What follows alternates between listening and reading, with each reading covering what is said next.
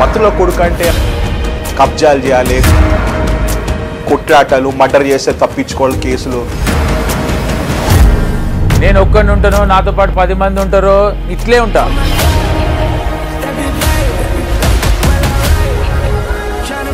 ఎందుకు ఉంటానో ఇప్పుడు చెప్తా. ఇప్పుడు సినిమాలో హీరోని పెద్దగా చేయాలి. హీరో ఎప్పుడు పెద్దగా అవుతాడు? విలన్ పెద్దగా ఉండి విలన్ని కొడితే హీరో పెద్దోడు అవుతాడు, అంతే కదా. జూపల్లి కృష్ణారావు గారి అబ్బాయి జూపల్లి అరుణ్.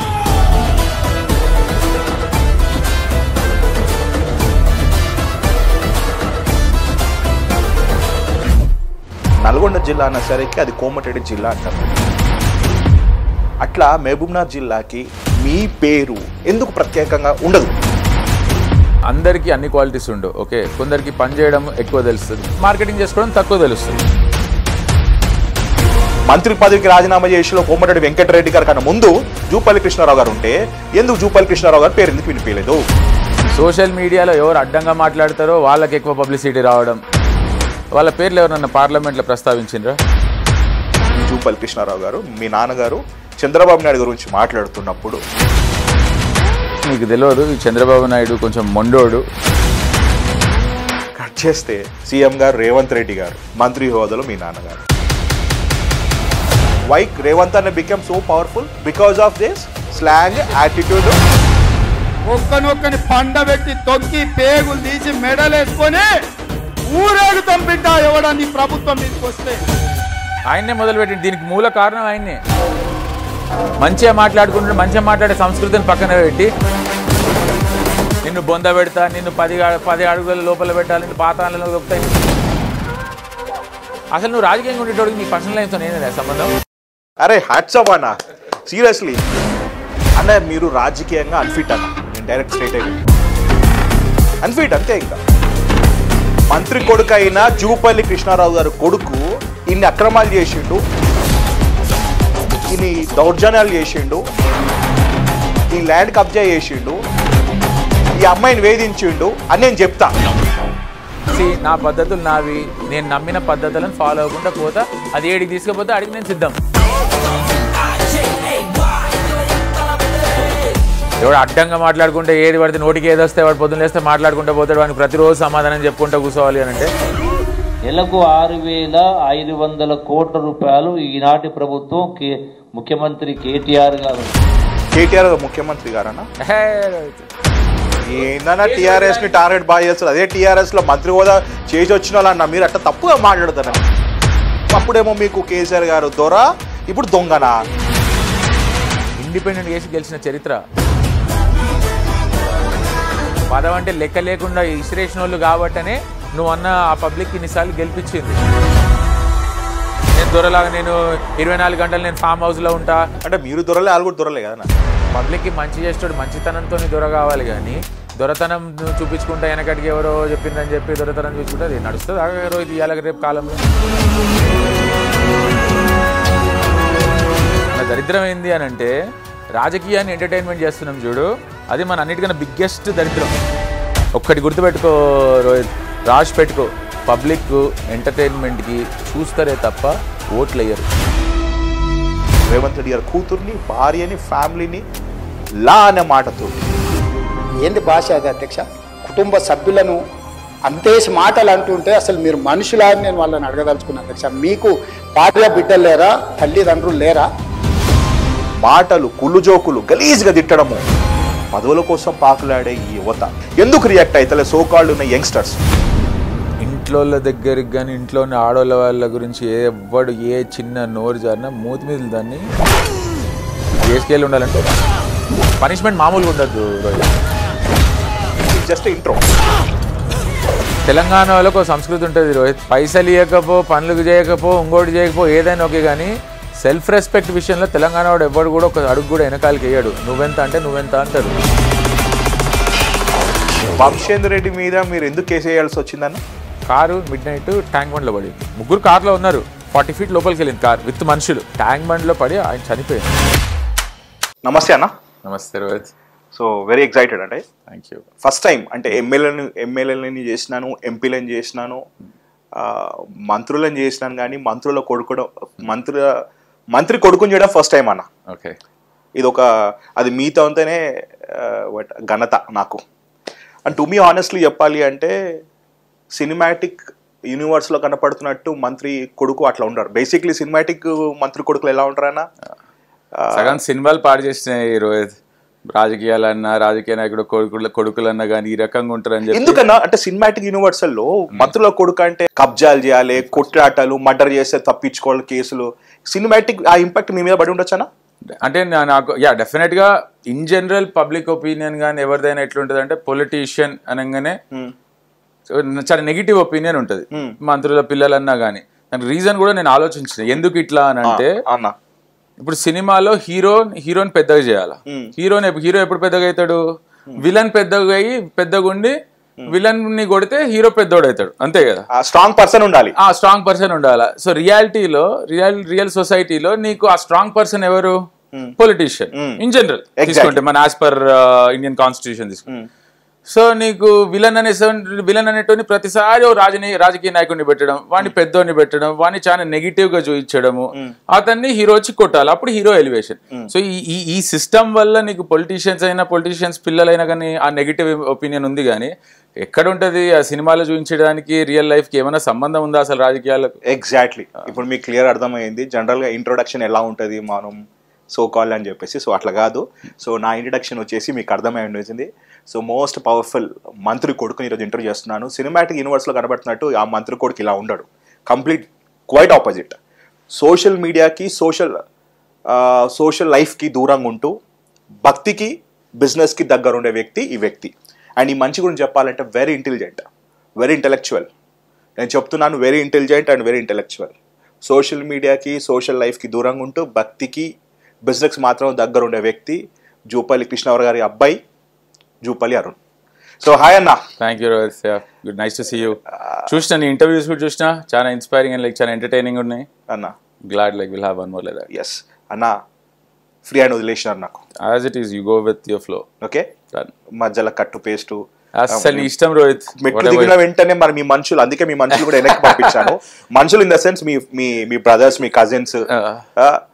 నువ్వు ఇక్కడ దాకా వచ్చినావంటే నా గురించి ఎంతో కొంత తెలుసుకొని వచ్చి ఉంటావు కదా రోహిత్. నీకు అటువంటి అనుమానం ఏమైనా అయిందా? లేదన్న. మరి ఇంకెందుకు, బాగా చెప్తా, నీ ఇష్టం, నీకు ఎట్లా కావాలంటే అట్లా చేసుకో. ఓకే అన్న, వై మీకు ఓటమి అంటే తెలియదు అన్న మీకు? ఫస్ట్ ఆఫ్ ఆల్ ఒకసారి చూసినాం కదా రోహిత్, ఒకసారి చూసినారు. బట్ ఏం గెలుపా అన్న? యాక్చువల్లీ కొల్లాపూర్ అంటే జూపల్లి కృష్ణారావు గారిది, జూపల్లి కృష్ణారావు గారు అంటే కొల్లాపూర్. ఏమన్నా మహిష్మతి రాజ్యం ఏమో ప్రభాస్ వెళ్ళినట్టు కొల్లాపూర్ని మీరు ఎట్లా వెళ్తురు అన్న? ఇప్పుడు ఏలడానికి ఇదేమి రాజరికాలు కాదు, కింగ్డమ్స్ కావు. ఓకే, ప్రతి 5 ఏళ్ళకి ఒకసారి పబ్లిక్ ఓటేస్తే గెలుస్తుంది తప్ప ఇదేం నామినేటెడ్ పోస్ట్ కాదు. నువ్వు ఆలోచించాల్సింది ఏంటంటే, ఓ మనిషికి ఇన్నిసార్లు పబ్లిక్ ఎందుకు ఓటేసిరని నీ క్వశ్చన్ అయి ఉండాలి. సేమ్ అంతే కదా. 5 సార్లు 6 సార్లు వేసిండ్రు, గెలిపించిండ్రు అని అంటే 6 సార్లు ఎందుకు వేసిండ్రు? 7 సార్లు కంటెస్ట్ చేస్తే 6 సార్లు గెలుపు.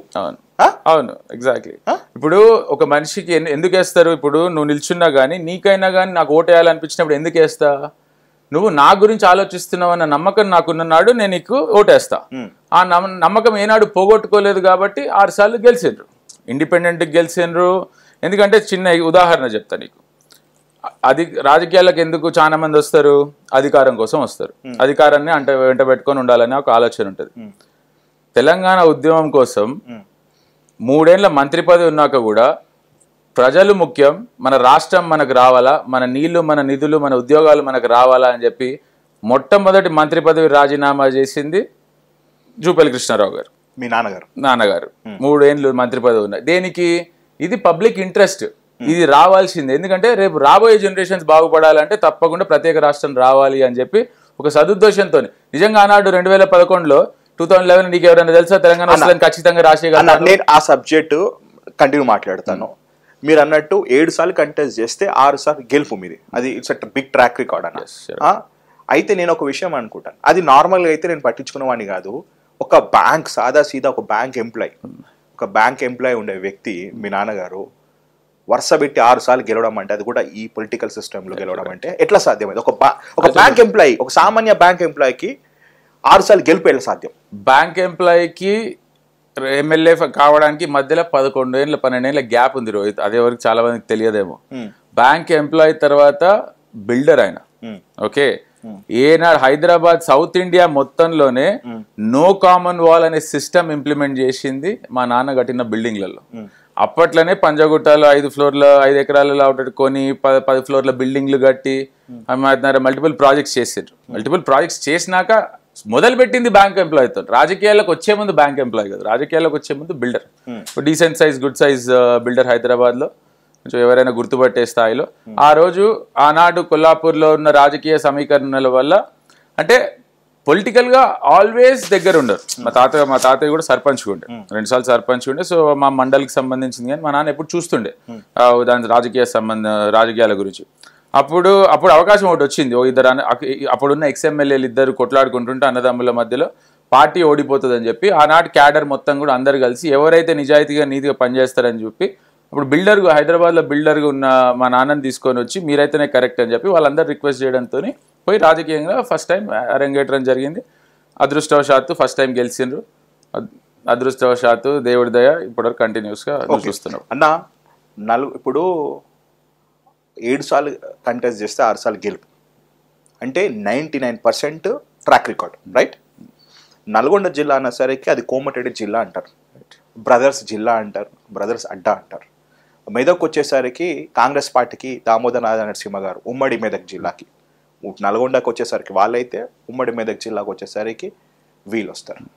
అట్లా మహబూబ్నగర్ జిల్లాకి మీ పేరు ఎందుకు ప్రత్యేకంగా ఉండదు? ఉండదని నల్గొండ బ్రదర్స్ ఏలుతారు బై, అది నల్గొండ జిల్లా అంటే వాళ్ళ అడ్డా అంటారు. అఫ్ కోర్స్ జానారెడ్డి గారు ఉన్నా కూడా బ్రదర్స్ అడ్డా అంటారు. కానీ మీ పేరు ఎందుకు మహబూబ్నగర్ జిల్లా, ఉమ్మడి మహబూబ్నగర్ జిల్లాకి మీ పేరు ఎందుకు రాదు? వాస్తవం కాదా? ఇప్పుడు రోహిత్, నువ్వు చెప్పింది కాంగ్రెస్ లీడర్ల, కాంగ్రెస్ ఆ జిల్లాలో కాంగ్రెస్ వాళ్ళు శాసించే నాయకుల పేర్లు. మేము ఒక స్థాయిలో ఏమైంది, ఒక పర్పస్ గురించి కాంగ్రెస్ పార్టీకి మంత్రి పదవికి ఎమ్మెల్యే పదవికి రాజీనామా చేసి తెలంగాణ ఉద్యమంలో పోరాటానికి ముందుకు రావాల్సి వచ్చింది. ఓకే, ఇక్కడ కూడా ఒక మాట చెప్తా. ఆ పొద్దు చాలా మందికి తెలియని విషయం. ఇప్పుడు నేను ఓపెన్ గా మాట్లాడుతున్నాను. అంటే మీరు ఎంత సోషల్ గా ఎలక్ట్రానిక్ కానీ ప్రింట్ విషయంలో వాడుకోవడంలో ఎంత వీక్ ఉందో ఇప్పుడు నాకు అర్థమవుతుంది. నాకు కూడా తెలియదు విషయం అన్న. బీయింగ్ ఎ జర్నలిస్ట్, ఒక 10 సంవత్సరాల అనుభవం గల నేను 2014లో I started my career in 6 TV as reporter గా, ప్రోగ్రామ్ ప్రొడ్యూసర్ గా, డైరెక్టర్ గా స్టార్ట్ చేసినాను. సో ఇది 14 అంటే 11 years అన్న. 11 yearsలో నాకు మొన్న తెలిసిన విషయం ఏంటంటే, అది కూడా మిమ్మల్ని ఇంటర్వ్యూ చేస్తాను, నేను ఎంక్వైరీ చేస్తున్నా అప్పుడు నాకు తెలిసిన విషయం ఏంటంటే, తెలంగాణ రాష్ట్రం కోసం మొట్టమొదటి పదవికి రాజీనామా చేసింది కోమటిరెడ్డి వెంకటరెడ్డి గారు, దీక్ష చేసిన అనేది యావత్ ప్రజలకి, రాష్ట్రానికి అందరికీ తెలుసు. కానీ దానికన్నా ముందు కిరణ్ కుమార్ రెడ్డి ముఖ్యమంత్రి హోదాలో ఉన్నప్పుడు, మీ నాన్నగారు మినిస్టర్ ఉన్నప్పుడు ఎమ్మెల్యేకి మంత్రికి రాజీనామా చేసిన మొట్టమొదటి వ్యక్తి మీ నాన్నగారు. కానీ పబ్లిక్ ఎందుకు తెలియదు అన్న ఈ విషయం? రోహిత్, తెలియదు అనే కాన్సెప్ట్ లేదు రోహిత్. ఎందుకు తెలియదు? డెఫినెట్ గా తెలుసు. అవునన్నా కాదన్నా చెప్పండి. కోమటిరెడ్డి వెంకటరెడ్డి పేరు వినిపించింది కానీ మీ నాన్నగారి పేరు ఎక్కడ? ఇప్పుడు ప్రాబబ్లీ రోహిత్ ఒకటి, అందరికి అన్ని క్వాలిటీస్ ఉండవు. ఓకే, కొందరికి పని చేయడం ఎక్కువ తెలుస్తుంది, మార్కెటింగ్ చేసుకోవడం తక్కువ తెలుస్తుంది. అంటే కోమటిరెడ్డి గారు మార్కెటింగ్ చేస్తుంటారు నేను అనట్లేదు. మేము ప్రాబబ్లీ మరి నువ్వు అడుగుతున్నావు అని అంటే ప్రాబ్లీ మరి నీకున్న ఒపీనియన్, నీకు ఇన్ఫర్మేషన్ ఎట్లుందో తెలియదు. కానీ నాకు తెలిసి నువ్వు బయట మా జిల్లాలో కానీ మా జిల్లాలో ఏ నియోజకవర్గంలోకి వెళ్ళి ఎవరిని అడిగినా జూపల్లి అనే పేరు నీకు తెలుసా తెలియదా అంటే 99% తెలుసని అంటారని 100%. నేను ఇప్పుడు ఒక మాట, జూపల్లి గారు అంటే మహబూబ్ నగర్ కి అన్న 7 సార్లు కంటెస్ట్ చేసిన వ్యక్తి 6 సార్లు గెలుపు అంటే ఎవరైనా గుర్తుపడతారు. కానీ తెలంగాణ ఉద్యమంలో ఉన్న నాయకులు పేరు ప్రస్తావనప్పుడు కేసీఆర్ గారి పేరు వస్తుంది, మన కోదండరామ్ సార్ పేరు వస్తుంది, కోమటిరెడ్డి వెంకటరెడ్డి, కాంగ్రెస్ పార్టీకి వచ్చేస్తే కోమటిరెడ్డి వెంకటరెడ్డి గారి పేరు వస్తుంది.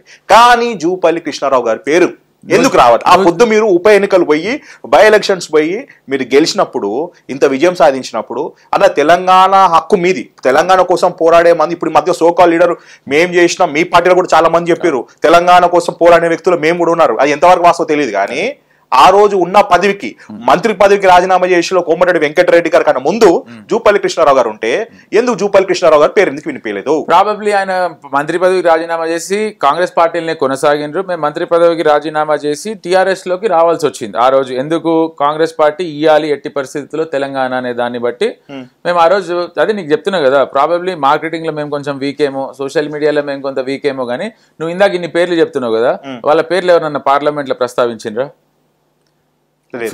Go and correct check your facts. Parliament లో సుష్మా స్వరాజ్ 2011లో ఒక 10 నిమిషాలు డాడీ గురించి నాన్న గురించి మాట్లాడింది క్లియర్ గా. అంటే మీ తెలంగాణ మంత్రి ఒక అతను రాజీనామా చేస్తున్నారు, మీరు ఇంకా తెలంగాణ అయ్యారా అని చెప్పి సుష్మా స్వరాజ్ పార్లమెంట్ లో మాట్లాడి.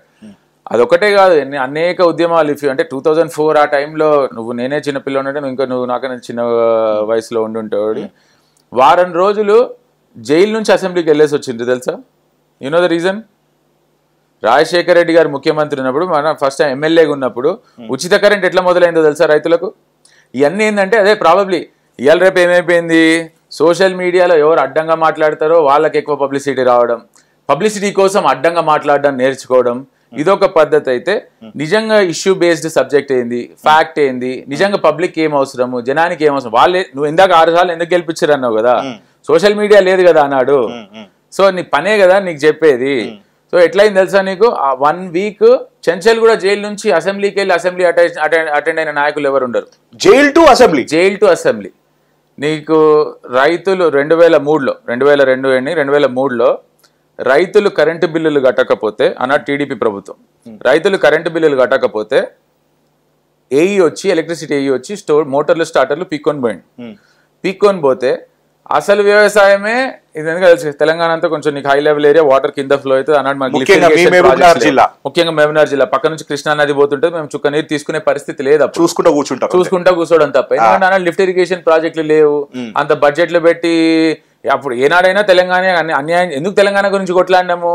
నీళ్ళేమో వాళ్ళ గ్రావిటీ ద్వారా పోతే ఉన్న పైసలు మొత్తం వాళ్ళు తీసుకుపోతుంటే, మాకు ప్రాజెక్ట్ కూడా పైసలు ఇవ్వకుండా వాళ్ళు మా రైతులు మొత్తం పంటలు ఎండ కొట్టుకునే పరిస్థితికి వస్తే ఎందుకు కాము ఉండాలా అని చెప్పి ఆనాడు మోటార్లు స్టార్టర్లు ఏఈ తీసుకొని పోతే ఏఈతోని మళ్ళీ అదే మోటార్లు స్టార్టర్లు బలవత్ తీసుకొచ్చి మళ్ళీ ఫిక్స్ చేయించారు.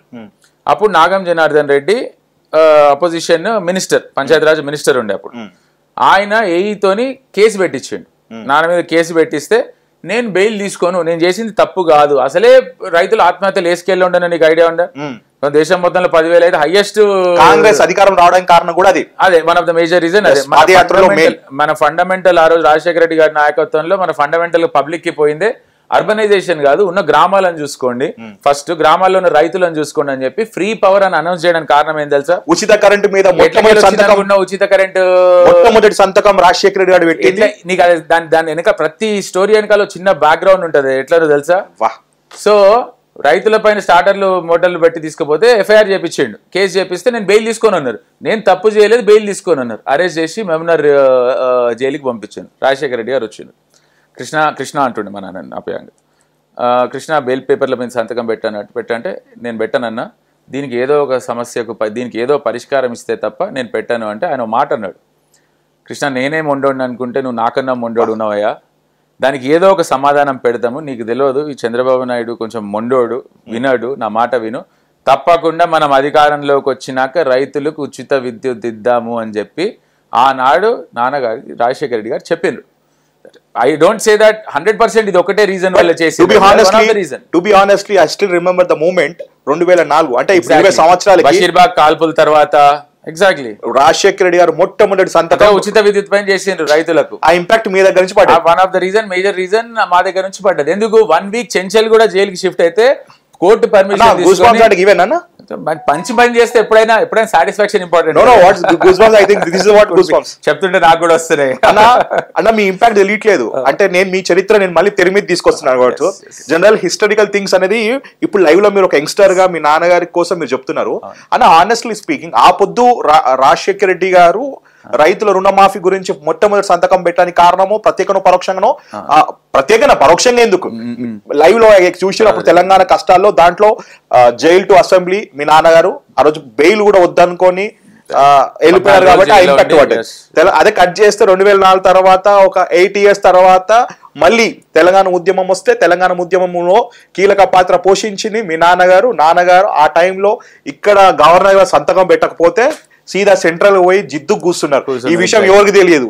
కోమటిరెడ్డి వెంకటరెడ్డి గారే కాదు, of course Komatireddy we love Komatireddy Venkatreddy గారు, but at the same time Komatireddy గారు వెంకటరెడ్డి గారు దీక్ష చేస్తే మీరు పాదయాత్ర చేసారు. పాదయాత్ర 700 తెలుసు అన్న, మీకు పేటెంట్ రైట్ ఉంటుంది అన్న, మీరు కూడా ఛాతీ ఇట్లా ఎగరేసుకోవచ్చు. కేసీఆర్ గారే కాదు, కోదండరామరెడ్డి గారు కాదు, కాంగ్రెస్ పార్టీలో కోమటిరెడ్డి వెంకటరెడ్డి గారు కాదు, దాంతో పాటు చెరి సమానంగా హక్కు, తెలంగాణ గురించి మాట్లాడే హక్కు జూపల్లి కృష్ణారావు గారు. ఎన్నోసార్లు వాళ్ళు ఉద్యోగం చేసి ఛాతీ ఎగరేసుకోండి, గల్లు ఎగరేసుకోండి, రైట్? లోపల డెఫినెట్ ఎగరేసుకోండి. అరే హ్యాట్స్ ఆఫ్ అన్న, సీరియస్లీ నాకు ఐఎమ్ సో హ్యాపీ. ఎందుకంటే నాకు ఇప్పుడు రైతుల రుణమాఫీ అంటే ఐ వాస్ కిడ్ అన్న. ఇప్పుడు మీరు మాకన్నా 5 years పెద్ద కాబట్టి నేను అప్పుడు మీకు 20 years, నాకు 15 years, రైట్?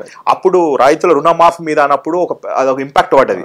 ఆ ఇంపాక్ట్ కి మీరైతే తెలంగాణ రాష్ట్రం కోసం సుష్మా స్వరాజ్ గారు అక్కడ మాట్లాడినప్పుడు మీ నాన్నగారు ప్రస్తావన. సో 2 కీలక పాత్రలో మీరు ఉన్నారన్న. Yes, okay. మరి ఇంత జరిగినా కూడా ఇంకా మంత్రి పదవినా అన్న? 3 సార్లు మంత్రి పదవి చేసిరు అంటే ముఖ్యమంత్రి. ఎందుకంటే కాంగ్రెస్ పార్టీలోకి ఎక్స్పీరియన్స్ కన్నా లాబింగ్ ఇంపార్టెంట్, ఎక్స్పీరియన్స్ కన్నా ఇంపాక్ట్ కన్నా లాబింగ్. పైసలు ఉంటే దుడ్డు ఉంటే మంత్రి అయిపోతారు, ముఖ్యమంత్రి అంటారు. నేను ఏదో మిమ్మల్ని పొగుడుతాను అనట్లేదు కదా, మీరు ముఖ్యమంత్రి హోదా కదా. చాలా మంది, కొంతమంది పేర్లు చెప్పండి అన్న. 6 మంత్రులు గెలిచిన చెప్పండి అన్న. అన్న నేను ఒకసారి మిమ్మల్ని రేర్ గా చెప్పండి, పేర్లు చెప్పండి. ఇప్పుడు అంత కంటిన్యూస్ గెలిచింటే రాజశేఖర రెడ్డి గారు గెలిచిండ్రు ఓడిపోకుండా. 2018 వరకు మాది కొంత కవర్ అయిండే. కాకపోతే గెలిచిండ్రు కానీ బై ఎలక్షన్స్ లో ఎక్కువ సార్లు గెలిచిన వాళ్ళు. ఇప్పుడు హరీష్ రావు గారు లాంటి వాళ్ళు వీళ్ళంతా బై ఎలక్షన్స్ లో గెలిచిన ఎవరు లేరు. పక్కన తలసాని శ్రీనివాస్ యాదవ్ గారు, టిఆర్ఎస్ పార్టీకి సంబంధించిన తలసాని శ్రీనివాస్ యాదవ్ గారు, రైట్? ఆయన ఒకసారి ఓడిపోయి ఉన్నారు, మా నాన్న ఒకసారి ఓడిపోయిన అంతే. 2009 లో ఓడిపోతారు, రైట్? సో గుర్తు చేసుకున్నామా అంటే అన్న, ఇప్పుడు జనరేషన్ కి కావాల్సింది ఇప్పుడు ప్రజెంట్ లీడర్లు కానీ అలాంటి మహానుభావుల పేర్లు తలుచుకోవడంలో కూడా హ్యాపీ అన్న. తెలంగాణ రాష్ట్రం కోసం మనం మాట్లాడుతుంటాం అన్న. ఓపెన్ గా చెప్తున్నాను అంటే నేను తెలంగాణ ఉద్యమంలో చాలా మందిని చూసినా కానీ అంటే 10% అంటే 90% పేర్లు చెప్పుకునే వాళ్ళు ఉంటారు. So I'm so proud of your father అన్న. థ్యాంక్ యూ సో మచ్ అన్న. Why your father is non controversy అన్న? నాన్ కాంట్రవర్సీ అంటే ఏ రోజు రాజకీయాల్లో సహజం కదా అన్న. అంటే అడ్డంగా అవసరం లేని విషయాలకు అన్నిటికీ నాకు అది కావాలి ఇది కావాలని చెప్పి గొంతు ఎక్కువ వేసుకొని నడుచుకుంటూ పోయేటోళ్ళకి కాంట్రవర్సీలు ఎక్కువ ఉంటాయి. ఈరోజు పర్పస్ డీవియేట్ కాకుండా నా కాన్స్టిట్యున్సీ ప్రజలు, నా జిల్లా ప్రజలు, ఓవరాల్గా స్టేట్కి ఏం చేయగలుగుతాం, ఇదే ఫండమెంటల్ అజెండా పెట్టుకొని సబ్జెక్ట్ బేస్డ్ పోతే పెద్ద కాంట్రవర్సీస్ ఏముంటాయి రోజు. ఎందుకంటే ఎవరు మాట్లాడినా కానీ in the interest of the people కదా. In the interest of the people మాట్లాడినప్పుడు యూజువల్గా నాకు తెలిసి కొంచెం కాంట్రవర్సీస్ పర్సనల్గా పోయి పర్సనల్ కొట్లాడుకునేటోళ్ళు కాంట్రవర్సీలు ఎక్కువ ఉంటాయి. కానీ ఏ రోజు మా నాన్నగారు ఎవరిని పర్సనల్గా ఉద్దేశించి మాట్లాడింది లేదు. ఏదైనా కొట్లాడినా ఏదైనా చేసినా కానీ జనాల కోసం, పబ్లిక్ కోసం, నువ్వే అన్నా కదా ఇందాక 6 సార్లు 7 సార్లు ఎట్లా వేసిండ్రు అని. కానీ మీరు జిల్లాని శాసించే స్థాయిలో మీరు ఎందుకు లేకపోయినారన్నా? ఏం లేదు రోహిత్, నువ్వు అనుకుంటున్నావేమో కానీ ఇప్పుడు ఆనాడు ఉమ్మడి జిల్లాకు మంత్రిగా నాన్నగారే ఉన్నారు, ఈనాడు కూడా ఉమ్మడి జిల్లాకు ముఖ్యమంత్రి గారు ఉన్నారు, ముఖ్యమంత్రి గారి తర్వాత నాన్నగారు ఉన్నారు. జిల్లాలు డివైడ్ అయినాక ఈక్వేషన్స్ మారినాయి. ఉమ్మడి జిల్లా ఉన్నంత వరకు మినిస్టర్ ఎప్పుడైతే చేసిండ్రో ఎంటైర్ డిస్ట్రిక్ట్ ఆయనే హ్యాండిల్ చేస్తారు. అంటే జిల్లా మంత్రి వేరు, జిల్లా స్థాయి శాసించడం వేరు. ఇక్కడ 2 things ఉన్నాయి. శాసించడం అంటే ఒక రెబలిజము. అరే ఇప్పుడు అదే ఇంతకుముందు కూడా చెప్పిన నల్గొండ అంటే ఆ పెద్ద మనిషి ఉంటాడు రా భయ్యమ్మ, ఆ మనిషి చెప్పిందే వేదం. టికెట్ రావాలన్నా, టికెట్ పోవాలన్నా కూడా మీకు తెలుసు. నేను ఐ డోంట్ వాంట్ ఇప్పుడు ఇంటర్వ్యూ చూసిన వాళ్ళకి అర్థమవుతుంది. ఈ మనిషికి టికెట్ రావద్దు అనుకుంటే అది గుడ్ ఆర్ బ్యాడ్. అంటే నేను పాజిటివ్ మాట్లాడే, నెగిటివ్ మాట్లాడేది. కానీ మీరు టికెట్లు ఇప్పించే స్థాయిలో కానీ టికెట్లు మా దగ్గర ఇప్పుడు వనపర్తి తీసుకొని కొన్ని అంటే సరే పేర్లేదు, కొన్ని కాన్స్టిట్యున్సీలు డెఫినెట్ ఇన్ఫ్లుయెన్స్ ఉంది. కానీ ఇంకోటి ఎందుకు అనంటే వన్ ఆఫ్ ద రీజన్ ఇప్పుడు ఎక్కడ కాంట్రవర్సీలు ఎక్కువై వస్తుంది, నా వర్గం అని ప్రతి దగ్గర నేను పెట్టుకుంటా పోయింది అనుకో. అదే మీకు వర్గాలు ఎందుకు లేవు? ఎందుకు అని అంటే ఎప్పుడు ఏ రోజైనా కానీ పార్టీని బలోపేతం చేయాలన్నప్పుడు నువ్వు నీ వర్గం అనేది తగ్గించుకొని అందరినీ కలుపుకొని ఒకటే ప్లాట్ఫామ్ పైకి తీసుకొని వెళ్తే, ఇప్పుడు నా వర్గం అని మంత్రిగా ఉన్నారు, నా వర్గాన్ని నేను చేసుకుంటా అని చెప్పి ఆడవాడు ప్రతి కాన్స్టిట్యున్సీ ఒకరిని లేపినరు అనుకో, దానివల్ల ఎవరికి డ్యామేజ్ జరుగుతుంది? పార్టీకి డ్యామేజ్ జరుగుతుంది. ఈ రెండు వర్గాలున్నా 3 వర్గాలున్నా అందరినీ అందరినీ కలిపి ఒకటే దగ్గర ప్లాట్ఫామ్ పైన తీసుకొని పెట్టి ఒకటే డైరెక్షన్ లో పనిచేయించడం కష్టం. సో ఆ పాలసీ ఎప్పుడైనా ఎంచుకున్నారు కాబట్టి వర్గాలు లేకుండా ఉంది. ఇప్పుడు డివైడ్ చేసి మనుషుల పుల్లలు పెట్టి డివైడ్ చేసి రాజకీయం చేయడం చాలా ఈజీ. బ్రిటిష్ వర్గాలు లేవు అంటారు. వర్గాలు ఏర్పడనియాలి ఉంది. మా వర్గం అనేది మాకు కొంత జిల్లాల్లో ఉంది కానీ ఏర్పడి ఏదున్నా కానీ ఆ లోకల్ ఎమ్మెల్యే ఎవరు ఉంటారో వాళ్ళతో పాటు కలిసి ఎవరు వచ్చినా కానీ వాళ్ళతో పాటు కలిసి పని చేసుకోవాల్సిందే. వాళ్ళకి అడ్డంగా పోతా అంటే ఒప్పుకోరు. ఎందుకంటే ప్రజలు నిర్ణయించి ఒకరిని ఎమ్మెల్యే గెలిపించినప్పుడు ఆ నియోజకవర్గానికి సంబంధించింది పూర్తి బాధ్యత వాళ్ళదే. ఏ ఉన్నా మా వర్గం సంబంధించిన వాళ్ళైనా కానీ వాళ్ళతో పాటు కలుపుకొని పోవాల్సిందే. ఓకే అన్న, ఇంకొక విషయం మాట్లాడితే ఇంతకుముందు నీళ్ళ గురించి మాట్లాడినారు కాబట్టి ఇది మీరు చెప్పాలి. ఏదో పార్టీలో ఇంట్రెస్టింగ్ సబ్జెక్ట్ చెప్పు. నీళ్ళ గురించి మాట్లాడినారు. 6 years back, not 6 years back, I think in the 2016 or 17, yes exactly 2016లో నీళ్ళ గురించి కానీ కరెంటు గురించి మాట్లాడే నైతిక హక్కు మీకుంది.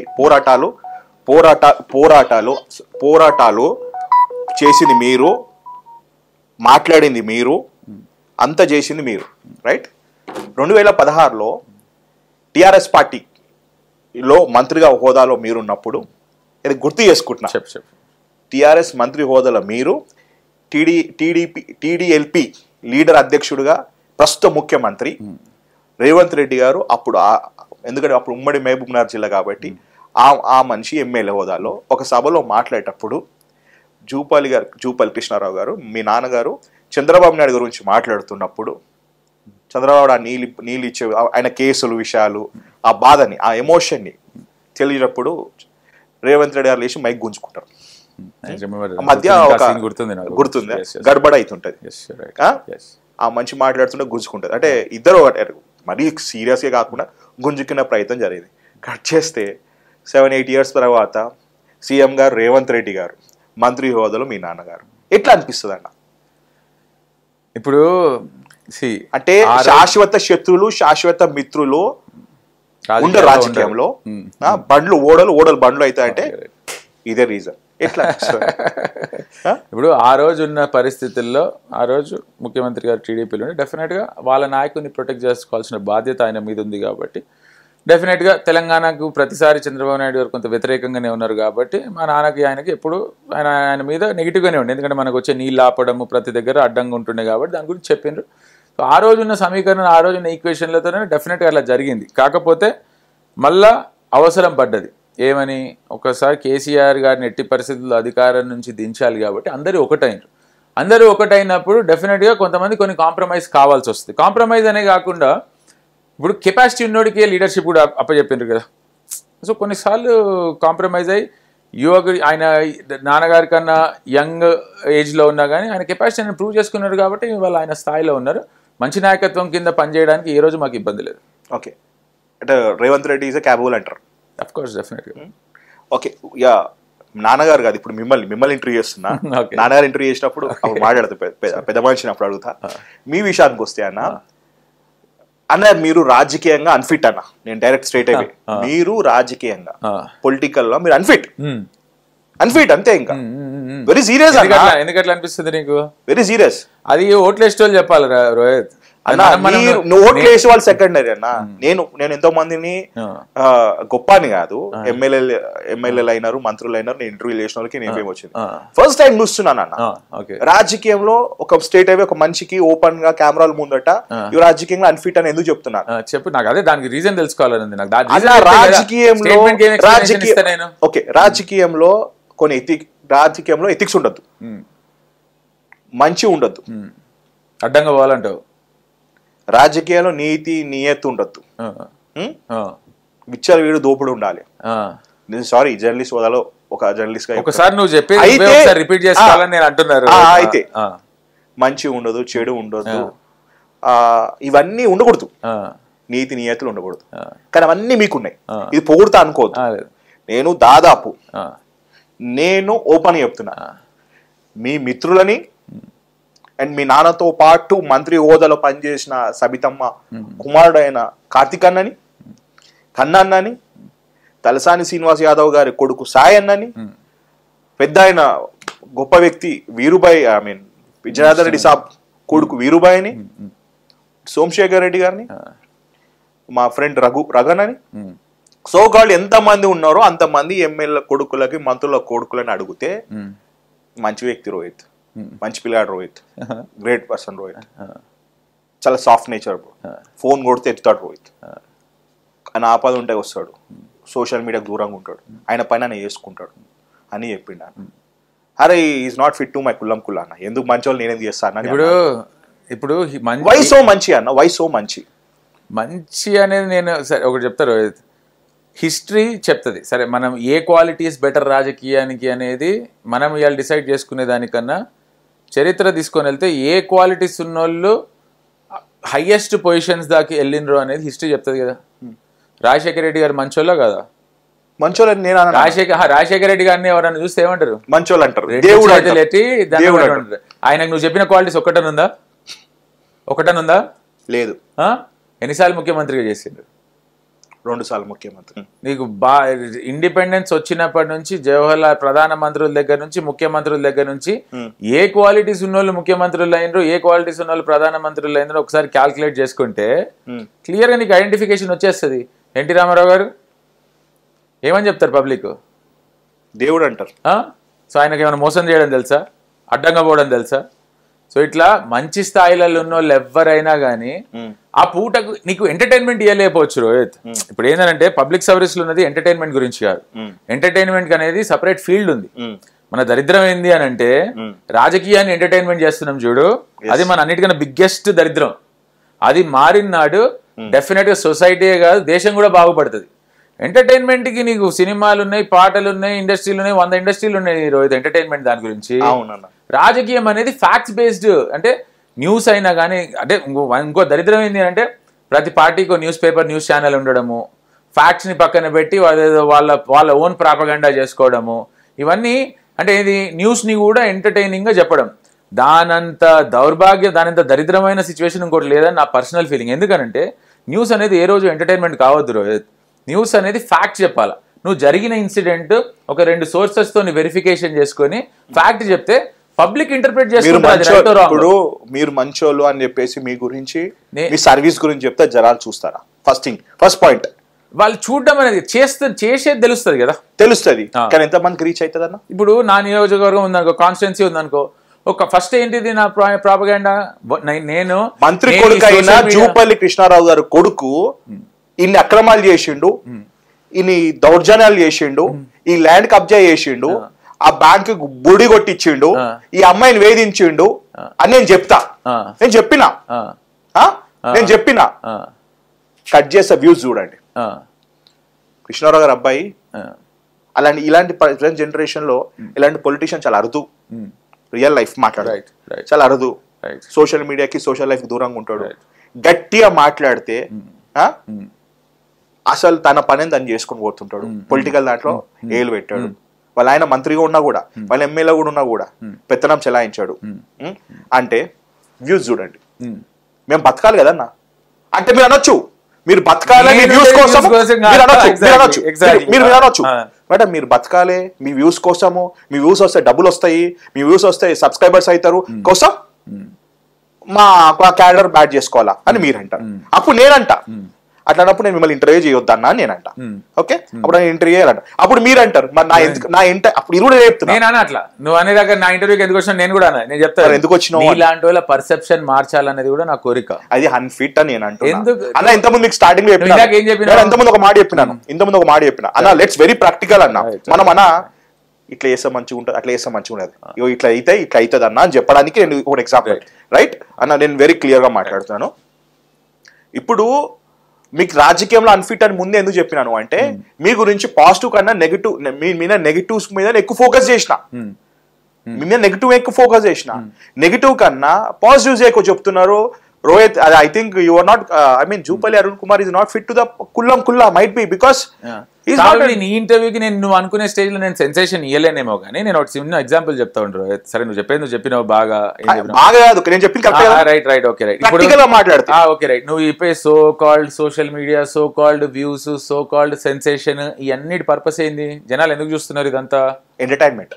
నీకు ఇందాక ఏం చెప్పినా రాజకీయాలు ఉన్న దరిద్రం ఏంది అని అంటే ఇటువంటి న్యూస్ రాజకీయం అనేది జనాలు ఎంటర్టైన్మెంట్ కోసం చూస్తున్నారు, చూసినావా?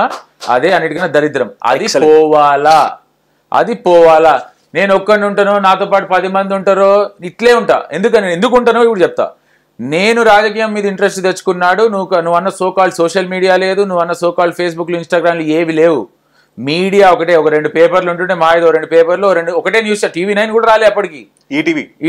ఈటీవీ ఒక న్యూస్ ఛానల్ ఉంటే, దూరదర్శన్, దాని తర్వాత నీకు జెమినీ న్యూస్ ఒకటి, సిటీ కేబుల్ న్యూస్ కూడా. సిటీ కేబుల్ అంటే లోకల్ న్యూస్ కానీ, జెమినీ న్యూస్ ఒకటి వచ్చింది. దాని తర్వాత టీవీ9 వచ్చినాక కొంత ఇది పోయింది. నేను చూసినప్పుడు లీడర్లు అంటే, ఇప్పుడు ప్రతి మనిషికి ఒక ఫీల్డ్ లో, నువ్వు నీ ఫీల్డ్ లో ఉన్నావు అంటే నీకు ఏదో ఇన్స్పిరేషన్ ఉంటుంది కదా. నా ఫీల్డ్ లో కూడా నేను ఈ ఫీల్డ్ లో ముందుకు పోదాం అనుకుంటే నాకు కూడా ఇన్స్పిరేషన్లు ఉంటాయి కదా. నేను ఇన్స్పైర్ అయి చూస్తున్న లీడర్లలో one of the best leader Rajasekhara Reddy గారు. ఆయనను చూసి అట్లాంటి మంచి లీడర్లను కొంతమంది చూసి నేను ఆనాడు చంద్రబాబు నాయుడు గారు, రాజశేఖర రెడ్డి గారు కొట్లాడుకునే విధానం కూడా చూస్తాను. అసెంబ్లీలో వాళ్ళిద్దరు మాట్లాడుకుంటుంటే ఓ స్టేచర్ ఉండేది, ఒక హుందాతనం, ఒక మాట్లాడుతుంటే ఒక పద్ధతి ఉండేది. ఓ చిన్న నోరు మాట జారితే ఎవరిది అసలు అసెంబ్లీలో వాళ్ళు కూడా ఒప్పుకునేటోళ్ళు కాదు. అంటే ఒక స్టేచర్ ఉంటుండే. ఈ రకమైన కరప్షన్ లేకపోతుండే, ఈ రకమైన ఇదేం దిక్కుమాలిన పాలిటిక్స్ నాకు అర్థం కాదు. ఎవరి పడితే నీ అడ్డగోలుగా నీ ఇంట్లో నీ ఇష్టం వచ్చిన నీ పర్సనల్ లైఫ్ మీద తిట్టడం. నువ్వెంత తిట్టినా, నువ్వు 4 ఎక్కువ తిట్టినావా, నేను ఇంకా 4 ఎక్కువ బూతులు మాట్లాడతా, నువ్వు 4 ఎక్కువ బూతులు మాట్లాడతావా, నువ్వు ఇంకొక ఇదా. ఈ సిస్టమ్ చూసి నేను పెరగలేదు, నాకు ఆ సిస్టమ్ లో పోలేదా. ఈ సిస్టమ్ నచ్చదు నాకు. ఈ సిస్టమ్ బిఫోర్ నచ్చడం కాదు, మీరు అవునన్న కాదన్న కేసీఆర్ గారి పార్టీలో ఆయనే మొదలుపెట్టిండు. దీనికి మూల కారణం ఆయన్నే. మంచిగా మాట్లాడుకుంటే, మంచిగా మాట్లాడే సంస్కృతిని పక్కన పెట్టి నిన్ను బొంద పెడతా, నిన్ను 10 అడుగుల లోపల పెట్టాలి, నిన్ను పాతాలలో దొక్కుతాయి పని ఇచ్చినాడు. ఇంకా ఒకరు మొదలు పెట్టినప్పుడు ఆయనను తట్టుకోవాలి అంటే ఆయన మీద నువ్వు అన్నట్టు ఇందాక రేవంత్ రెడ్డి గారు మాస్ లీడర్ అయినారు. అట్లా కౌంటర్ ఇస్తేనే కదా రేవంత్ రెడ్డి గారికి కాంగ్రెస్ పార్టీలో దిక్కైనారు. అట్లా దిడితేనే కదా దీటైన మొగోడు, కేసీఆర్ కి మిండడు మొగోడు అని ఈ మాటలు మాట్లాడింది నేను కాదు. ఈ మాటలు మాట్లాడింది కాంగ్రెస్ పార్టీ సంబంధించిన నాయకులు, అభిమానులు, కార్యకర్తలు. కొంత డెఫినెట్ గా అవతల రేవంత్ అన్న బికమ్ సో పవర్ఫుల్ ఇప్పుడు అన్ని because of this attitude admirable. ఒక డెస్టినేషన్ కి ఒకే దారి ఉండదు రోహిత్. ఒక్కొక్కటి పర్సనాలిటీని బట్టి డెస్టినేషన్ ఒకటి. గాంధీ తాత అప్పుడు పుట్టినన్న, ఇప్పుడు పుట్టలేదు. కానీ గాంధీ తాతనే స్వాతంత్రం తీసుకొని వచ్చింది. ఆయన తీసుకొచ్చిన స్వాతంత్రంతోనే నువ్వు వాళ్ళు ఎంజాయ్ చేసుకుంటా అడ్డంగా నువ్వు ఇంటర్వ్యూ అడ్డమైన నీ ఇష్టం వచ్చిన క్వశ్చన్లు అడుగుతున్నావు చూస్తావా. ఆయన ఇచ్చిన స్వాతంత్రాన్ని నువ్వు అలా వాడుతున్నావు. ఇప్పుడు ఎగ్జాక్ట్లీ నువ్వు అనేది పర్పస్ అంటే చిన్నగా కనపడచ్చు ఇటువంటి ఆ స్వభావంతో. నాకు ఆ స్వభావం ఉందని నేను అన్నాను, కానీ అటువంటి మనస్తత్వం ఉన్నోళ్ళు ఈ సెన్సేషన్లు కాకపోవచ్చు, కానీ నిజానికి పనిచేసేది వాళ్ళే. గుర్తుపెట్టుకో ఎప్పటికైనా. నా పద్ధతులు నావి, అది నచ్చినా అది సెన్సేషన్ అయినా కాకపోయినా లాంగ్ హాల్కి ప్రిపేర్ అయి ఉన్నా. నాకు ఈ పూటనే సెన్సేషన్ రావాలా, నాకు ఈ పూటనే రేపు పొద్దున్నే రిజల్ట్స్ రావాలనేది కాదు. నేను నమ్మిన పద్ధతులను ఫాలో అవ్వకుండా పోతా, అది ఏడికి తీసుకుపోతే అడిగి నేను సిద్ధం. మీతో పాటు ఉన్న వాళ్ళు, మీ ఏజ్ ఫ్యాక్టర్స్, మీ ఏజ్ ఉన్న వాళ్ళు ఎమ్మెల్యేలు అయినారు, మంత్రులు అయినారు, ఎంపీలు అయినారు. Why Jupally Arun so late అన్న? ఇంకా పొలిటికల్ ఎంట్రీ కోసం ఇంకా అసలు ఎంట్రీ కూడా అన్నారు. ఇప్పుడు నేను ఏదో ప్రెషర్ మీద, ఇన్ఫాక్ట్ థ్యాంక్స్ టు సిరాజ్ భాయ్ అండ్ చాలా మంది, మెయిన్గా special I should thank to Siraj భాయ్. అన్నని ప్రెషర్ చేస్తే లైక్ మీ ఇంటర్వ్యూ అంటే సో బ్యాక్ అన్న. నాకు స్టిల్ రిమెంబర్ ఫేస్బుక్ జమానాలో 2006 or 2007 మీకు ఫేస్బుక్లో మీరు ఎంత మంచి వాళ్ళంటే ఫేస్బుక్లో మెసేజ్ చేస్తే రిప్లై ఇస్తారు. నాకు స్టిల్ రిమెంబర్. మీరు అప్పుడు యూఎస్ లో ఉండే రైట్. అప్పుడు నేను మెసేజ్ చేస్తే నేను హైదరాబాద్కి వచ్చినప్పుడు కలుస్తాను. అప్పుడు మీ నాన్నగారు ఎమ్మెల్యే, నాకు స్టిల్ ఐ రిమెంబర్. మంత్రి ఉన్నప్పుడు కూడా మెసేజ్ చేసిన, గుర్తు పెట్టుకున్నారు. ఇప్పుడు నన్ను గుర్తుపట్టారు, ఎందుకంటే అప్పటికిప్పటికి చాలా వేరియేషన్. సో మీతో పాటు ఉన్న అందరూ ఎమ్మెల్యేలు, మంత్రులు అయితే మీ ఏజ్ పీపుల్ రాజకీయంలో కొట్లాడుతుంటే మరి ఇంకా మీరు పొలిటికల్ ఎంట్రీ ఎందుకన్నా? ఇప్పుడు నేను ట్రై చేయలేదని కాదు రోహిత్. ఒకప్పుడు నేను అనుకున్నప్పుడు నాకు అవకాశం రాలే. నాకు అవకాశం తీసుకోమన్నప్పుడు నేను ప్రిపేర్ అయ్యలేను. ప్రాబబ్లీ ఒకసారి నాకు అవకాశం వచ్చే పాసిబిలిటీ ఉండింది, కానీ నేను అప్పుడు ప్రిపేర్ అయ్యలేదు. అవకాశం కోసం ఎందుకు ఎదురు చూడడం? ఎందుకన్నా మీరు జిల్లా మనుషులు, జిల్లా స్థాయి వ్యక్తులు, మీ నాన్నగారు తలుచుకుంటే ఈ కాన్స్ నిలబెట్టమని నిలబెడతారు. యంగ్స్టరు, అన్ని అర్హతలు ఉన్నాయి. ఇంకో దానికన్నా ఎక్కువ పెద్ద అర్హత ఏం తెలుసా? జూపల్లి అరుణ్ రావు. నాకు రావులు కుమార్ లేని లేవు. మీరు వెళ్ళమన్నా ఫీలింగ్ కూడా ఎప్పుడు ఏ రోజు లేదు రోహిత్. అంటే నేను పెరిగేటప్పుడు నాకు రావు ఏముండదు. అరుణ్ జూపల్లి నా పేరు అంతే. అరుణ్ రావు లేవు, కుమార్లు లేవు, ఏది లేదు, ఏది లేదు. నేను ఈ రోజు కులాన్ అనే దాన్ని నేను ఈ రోజు నమ్మలేదు. ఆ సిస్టమ్నే కొంచెం వ్యతిరేకించేటోడిని నేను పెరిగిన వాతావరణంలో కూడా నాకు ఎక్కువ, నేను చదువుకున్నప్పుడు కానీ హైదరాబాద్ లో చదువుకునే వాళ్ళకి ఎవరికి కూడా ఏ స్కూల్లో కానీ ఇంజనీరింగ్ లో ఎవరికి ఏం తెలియదు, నా ఫ్రెండ్స్ ఎవరో నా ఏందని ఏ రోజు అలవాటు ఎక్కువ చదువుకుని ఉన్నమతి పోయింది అన్నట్టు చూసినావా. అది పెరుగుతున్న కొద్దీ జనాలు సిస్టమ్లు చూసి ఇది ఎక్కువ కనపడతా ఉంది తప్ప నాకు పెరుగుతున్న టైమింగ్ అనిసార్లు లైఫ్ లో మనం అనుకున్న ప్రతిదీ అనుకున్నట్టు కాదు రోహిత్. ఇంట్రడక్షన్ ఒకటి మిస్ అయినా, వస్తారు నాన్నని గెలిపిస్తారు పోతారు, అవసరం ఉన్నప్పుడు వస్తారు నాన్నని గెలిపిస్తారు పోతారు. మూడోసారి మొన్న వచ్చినారు, నిలబడ్డారు, క్రూషియల్ టైంలో ఉన్నారు, గెలిపించుకున్నారు, పోయినారు నాన్నకు ప్రేమతో అంతే. 3 సార్లు క్రూషియల్ ఎలక్షన్స్ లో మీ పాత్ర ఉంది. వస్తారు చేస్తారు పోతారు, వస్తారు చేస్తారు పోతారు. కానీ మీరెప్పుడు నిలబడతారు, మీరెప్పుడు చేస్తారు, మీరెప్పుడు నేను చిన్నప్పుడు నువ్వు అన్నట్టు 23, 24 నాకు నీకు తెలుసో తెలీదో, నేను 18-19 నుంచి 13-14 నాకు తెలుగు చదవడం రాకపోయినా నేర్చుకున్నా. ఏది when I was 14 years old, 13-14 years నేర్చుకుని డైలీ ఒక 4 పేపర్లు ఇవాళ దాకా 20 నుంచి డెఫినెట్గా రోజు 4 పేపర్లు చదివిందే నేను బయటకు కూడా రాను.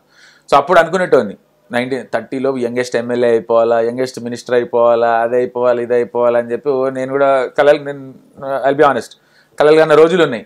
కానీ స్లోగా పెరుగుతున్న, ప్రాబబ్లీ నాకు ఆ టైంలో అది రాకపోవడమే కరెక్ట్ అయ్యింది. ఎందుకనంటే నాకు ఆ రోజున్న ఆలోచన ఈ రోజున్న ఆలోచన ఆల్ టుగెదర్ డిఫరెంట్. అంటే నువ్వు కూడా మెచ్యూరిటీ లెవెల్స్ సబ్జెక్ట్ వైజ్ ఏది పనిచేస్తుంది, మన నిజంగా పర్పస్ ఏంది, సాటిస్ఫాక్షన్, నీకు మోస్ట్ ఇంపార్టెంట్లీ సాటిస్ఫాక్షన్ నువ్వు ఏం చేస్తే వస్తుంది అనేది. ఏ మనిషికైనా ఎండ్ ఆఫ్ ది డే వస్తాం పోతాం ఏముంటుంది, కానీ ఎట్లా బతికినాం, ఎంత సాటిస్ఫాక్షన్తో ఉన్నాం అనేది నాకు చాలా ఇంపార్టెంట్ సబ్జెక్ట్. నేను ఈ సోషల్ మీడియాలు వీటన్నిటి కూడా యూజువల్ ఈ న్యూసెన్స్కి ఎందుకు దూరం ఉంటా అంటే కూడా నేను చేసేది నా seriousness of my work should not be deviated. ఒక ఫౌండేషన్ ఉంది, ఫౌండేషన్ యాక్టివిటీస్ పైన ముందుకు పోతుంది నేను ప్రస్తుతం. ఒక యంగెస్ట్ ఎమ్మెల్యే వీరుబాయ్ నాకు ఒకసారి షేర్ చేసుకున్నాడు. వీరుబాయ్ 28 yearsకే ఎమ్మెల్యే అయినాడు. సో మీ నాన్నగారు పక్కన జూపల్లి, సారీ వీరుబాయ్ పక్కన నాన్నగారు ఉండే. నాన్నగారితో మాట్లాడినా, అంకుల్ జూపల్లి కృష్ణారావు గారు మీ నాన్నతోటి, అంకుల్ నేను మీ కొడుకుతో కూర్చాల్సిందే, మీతో కూర్చుంటాను అంకుల్ యాజ్ అన్ ఎమ్మెల్యే అన్నాడు. స్టిల్ రిమెంబర్, అంటే చాలా సందర్భాలు చాలా క్లోజ్ గా మూవ్ అయినా, ఈజ్ లైక్ మై బ్రదర్. ఇప్పుడు కాదు, ఒక 20 ఏళ్ల నుంచి మాకు వేరే స్ట్రాంగ్. మేము ఒకసారి మంత్రి పదవి తీసుకున్నప్పుడు ఆయన ఎమ్మెల్యే ఉండే. ఇప్పుడు ఎమ్మెల్యే క్వార్టర్స్ అనేది అందరికి ఇస్తారు కదా, ఎమ్మెల్యే క్వార్టర్స్ ఇచ్చినప్పుడు బయటికి రెంట్కి ఇచ్చుకున్నా కానీ 1,00,000-1,50,000 ఇస్తారు. ఎమ్మెల్యే క్వార్టర్స్ ఉండాలని కొంతమంది షోకు. ప్రోటోకాల్ మాకేంటంటే మినిస్టర్ అయినప్పుడు ఏంటంటే, ఫస్ట్ టైం మినిస్టర్ అయినప్పుడు మినిస్టర్ క్వార్టర్స్ ఇచ్చినాక ఎమ్మెల్యే క్వార్టర్స్ ఇయ్యారు, అలాట్ చేయరు. కాకపోతే మాకు 25 years నుంచి 707 MS Block 1 అనేది పబ్లిక్ కి, మా కాన్స్టిట్యూన్సీ ఎవరు హెల్త్ కి సంబంధించిన ఇష్యూస్ ఓల్డ్ ఎమ్మెల్యే క్వార్టర్స్ లో ప్రెసెంట్ ఎమ్మెల్యే ఇవాళ ఇప్పుడు కూడా ఉంది. ఆదర్శ్ నగర్ కాదు ఓల్డ్ ఎమ్మెల్యే క్వార్టర్ హైదరాబాద్ కొత్త, ఇప్పుడు కొత్తది పక్కన 26 years నుంచి ఒకటే క్వార్టర్ ఉంది మాకు, 707 MS 1 దాంట్లో. అయితే మినిస్టర్ నాకు ఇచ్చేస్తే వీరుబాయిని అడిగిన, అన్న మినిస్టర్ ఉంది ఎమ్మెల్యే క్వార్టర్స్ ఖాళీ చేయాలంటే ఇబ్బంది అవుతుంది అంటే, ఒక్క నిమిషం అని చెప్పి ఆయన సిటీలో ఉంటా, నేను సిటీలో ఉంటా, నాకు వద్దు అని చెప్పి ఆయన క్వార్టర్ నాకు రాసి ఇచ్చేసిండు. 5 ఏళ్ళు అన్న నువ్వు ఏడైచుకున్నా, నువ్వు అప్పట్లో పెద్ద అమౌంట్ కదా 50-60 లక్షలు అంటే, ఏడైచుకున్నా కానీ 60-70 లక్షలు వస్తాయి కదా, నా మాట రెంట్ అన్న కడతా అంటే కూడా ఏ రోజు ఒప్పుకోలే ఆయన, ₹1 తీసుకోలే. ఇంకేం ఆ స్థాయి ₹1 తీసుకోలే ఆయన. ఈ విషయం కూడా చెప్పాడు మంచి ఇవ్వండి, ఎందుకు చెప్తాడు చెప్పాడు, మంచివి అసలు తీసుకోవాలి ₹1 ఎంత ఫోర్స్ చేసినా తీసుకోవాలి. You have a great experience in youth Congress. అంటే ఎలక్ట్రో పాలిటిక్స్ దూరంగా ఉన్నా కానీ మీకు ఒక గ్యాంగ్ ఉండేది. హైదరాబాద్ పాలిటిక్స్ లో మీరు మీకు మార్క్, అంటే అప్పుడు మార్క్ పాలిటిక్స్ వేరు. అప్పుడు రాజశేఖర రెడ్డి గారి పీరియడ్ లో మీరు వీరుబాయ్, విక్రమ్ భాయ్, అనిల్ భాయ్, అంటే మీరు ఎట్లా ఉండేటోళ్ళు అంటే, అరే ఒక టీమ్ ఉండే. అప్పుడు there is no social media, there is only the thing is Facebook. అప్పుడు ర్యాలీలు కానీ, సభలు కానీ, జులూసులు కానీ, బండ్ల ర్యాలీ కానీ, కాంగ్రెస్ పార్టీ అనే సౌండ్ ఒకటి ఎట్టినిపించేది. ఇవాళ వినపడుతున్నాయి నీకు అట్లా ఆ స్కేల్ లో. నీకు NSCI ఆ రోజు ఉన్న యూత్ కాంగ్రెస్ ఊపు నీకు ఇవ్వాలి అనిపించలేదు. నాకు ఎందుకో ఫ్యాక్ట్ అన్నా. వీరుబాయ్ జనరల్ సెక్రటరీ తీసుకొని వచ్చిండు ఢిల్లీ నుంచి, ఏది NSCI ట్రెజరర్ తీసుకొని వచ్చిండు. ర్యాలీ ఎట్లుండే నీకు ఎయిర్పోర్ట్ నుంచి ఇక్కడ దాకా? ఆ కళ లేదన్నా ఇప్పుడు. ఇప్పుడు అన్ని ఫెసిలిటీస్ ఉన్నా, అన్ని అంటే ఇప్పుడు ఈజీ యాక్సెస్ ఉన్నా కూడా, అప్పుడు యాక్సెస్ అట్లా కాదు, మెసేజ్లు లేకుండే. అప్పుడు నాకు తెలిసి ఫోన్ మెసేజ్ చేయాలి. అప్పుడు అన్న నాకు కూన రగాన చెప్పిండు, అప్పుడు NSCI ప్రెసిడెంట్ ఉన్నప్పుడు, అన్న అప్పట్లో ప్రోగ్రామ్ చేయాలంటే బంగారం గిరిపెట్టి చేసేటోళ్ళు అంటే బాగా బ్యూటీ ఉండేది అప్పట్లో బ్యూటీ 100% రైట్. ఇవాళ ఉన్న లీడర్లు అంతా ఎంతమంది లేరు, అంత చాలా మంది దాని నుంచి బయటకు వచ్చిన వాళ్ళే కదా. అందుకే ఇప్పుడు మీరు జెడ్పీ చైర్మన్ గా కాబోతున్నారు. నాకు అంటే మీరు యాక్టివ్ అయిపోయినారు. సో జిల్లాకి దానికి ఒక బలమైన రేవంత్ రెడ్డి ఆశీస్సులతోటి నేను ముందే చెప్తున్నాను, మీ కాన్ఫరెన్స్ లో 3 మండలాల్లో మీరు చాలా పవర్ఫుల్. ఎంత పవర్ఫుల్ అంటే ఆ ఇంపాక్ట్, నాన్నగారి ఇంపాక్ట్ ఎట్లున్నా కూడా, అంటే నాన్నగారు రాష్ట్ర స్థాయిలో ఆయన చూసుకోవడంలో, కాన్ఫరెన్స్ లో మీ ఇంపాక్ట్ ముఖ్యంగా 3 మండలాలకు మీరు చాలా సీరియస్ గా వర్క్ చేసినారు. మీ ఇంపాక్ట్ ఉంది కాబట్టి రానున్న రోజుల్లో జెడ్పీ చైర్మన్ గా, అంటే డైరెక్ట్ ఎమ్మెల్యే కాకుండా మళ్ళీ మీరు గ్రౌండ్ లెవెల్ నుంచి జెడ్పీ చైర్మన్ గా జూపలేరని కాబోతున్నాడు. ఇట్స్ మై ప్రిడిక్షన్ కాదు, ఇది ఫ్యాక్ట్ అనే అంట. అంటే పార్టీ అవకాశం ఇస్తే డెఫినెట్గా చూద్దాం ఏది ఎక్కడ మొదలవుతుందో, ఎక్కడ ఎటుకుపోతామో అనేది ఇంకా డెఫినెట్గా ఫ్యూచర్లో ఏం జరుగుతుందో ఇవాళ చెప్పడం కష్టంగా రోజు. ఒకటి ముఖ్యంగా మా కొల్లాపూర్, మా కార్యకర్తలు ఎవరైతే ఉన్నారో మా కొల్లాపూర్ ప్రజలకు మరియు వాళ్ళ కార్యకర్తలకు మా కుటుంబం ఈ జీవితకాలం మొత్తం కూడా ఎప్పటికీ రుణపడి ఉంటుంది. రుణపడి కూడా తక్కువ మాట అన్న, రుణపడ్డం కాదు, మేము ఏవైనా కానీ చేసినా, ఏం చేసినా, ఏ వ్యాపారం చేసినా, ఏ రాజకీయం ఏం చేసినా వాళ్ళ గురించే చేస్తాం తప్పకుండా. వాళ్ళందరూ ఇంకా మేమంతా ఒక కుటుంబం లాగా ఉంటాం. రోహిత్ ఎప్పుడైనా మా కాన్స్టిట్యున్సీకి వచ్చినప్పుడు చూడు, ఇంకా నేను కూడా వాళ్ళని 20 ఏళ్ళకి వెళ్ళి చూస్తున్నా కదా, అన్న అన్న అనుకుంటా, అది ఇది అనుకుంటా, ఎప్పుడు ఒక ఫ్యామిలీ లాగా ఉన్నాం. నిజంగా అటువంటి క్యాడర్ దొరకడం కానీ, అటువంటి పబ్లిక్ ఉండడం కానీ మా అదృష్టం. నాకు తెలిసి సిటీలలో నీకు ఆ అంబియన్స్ రావడం కష్టం. నాకు కొంత ఆలోచన కానీ ఏదైనా కానీ రూరల్ దాన్ని బేస్ చేసుకునే ఉంటుంది.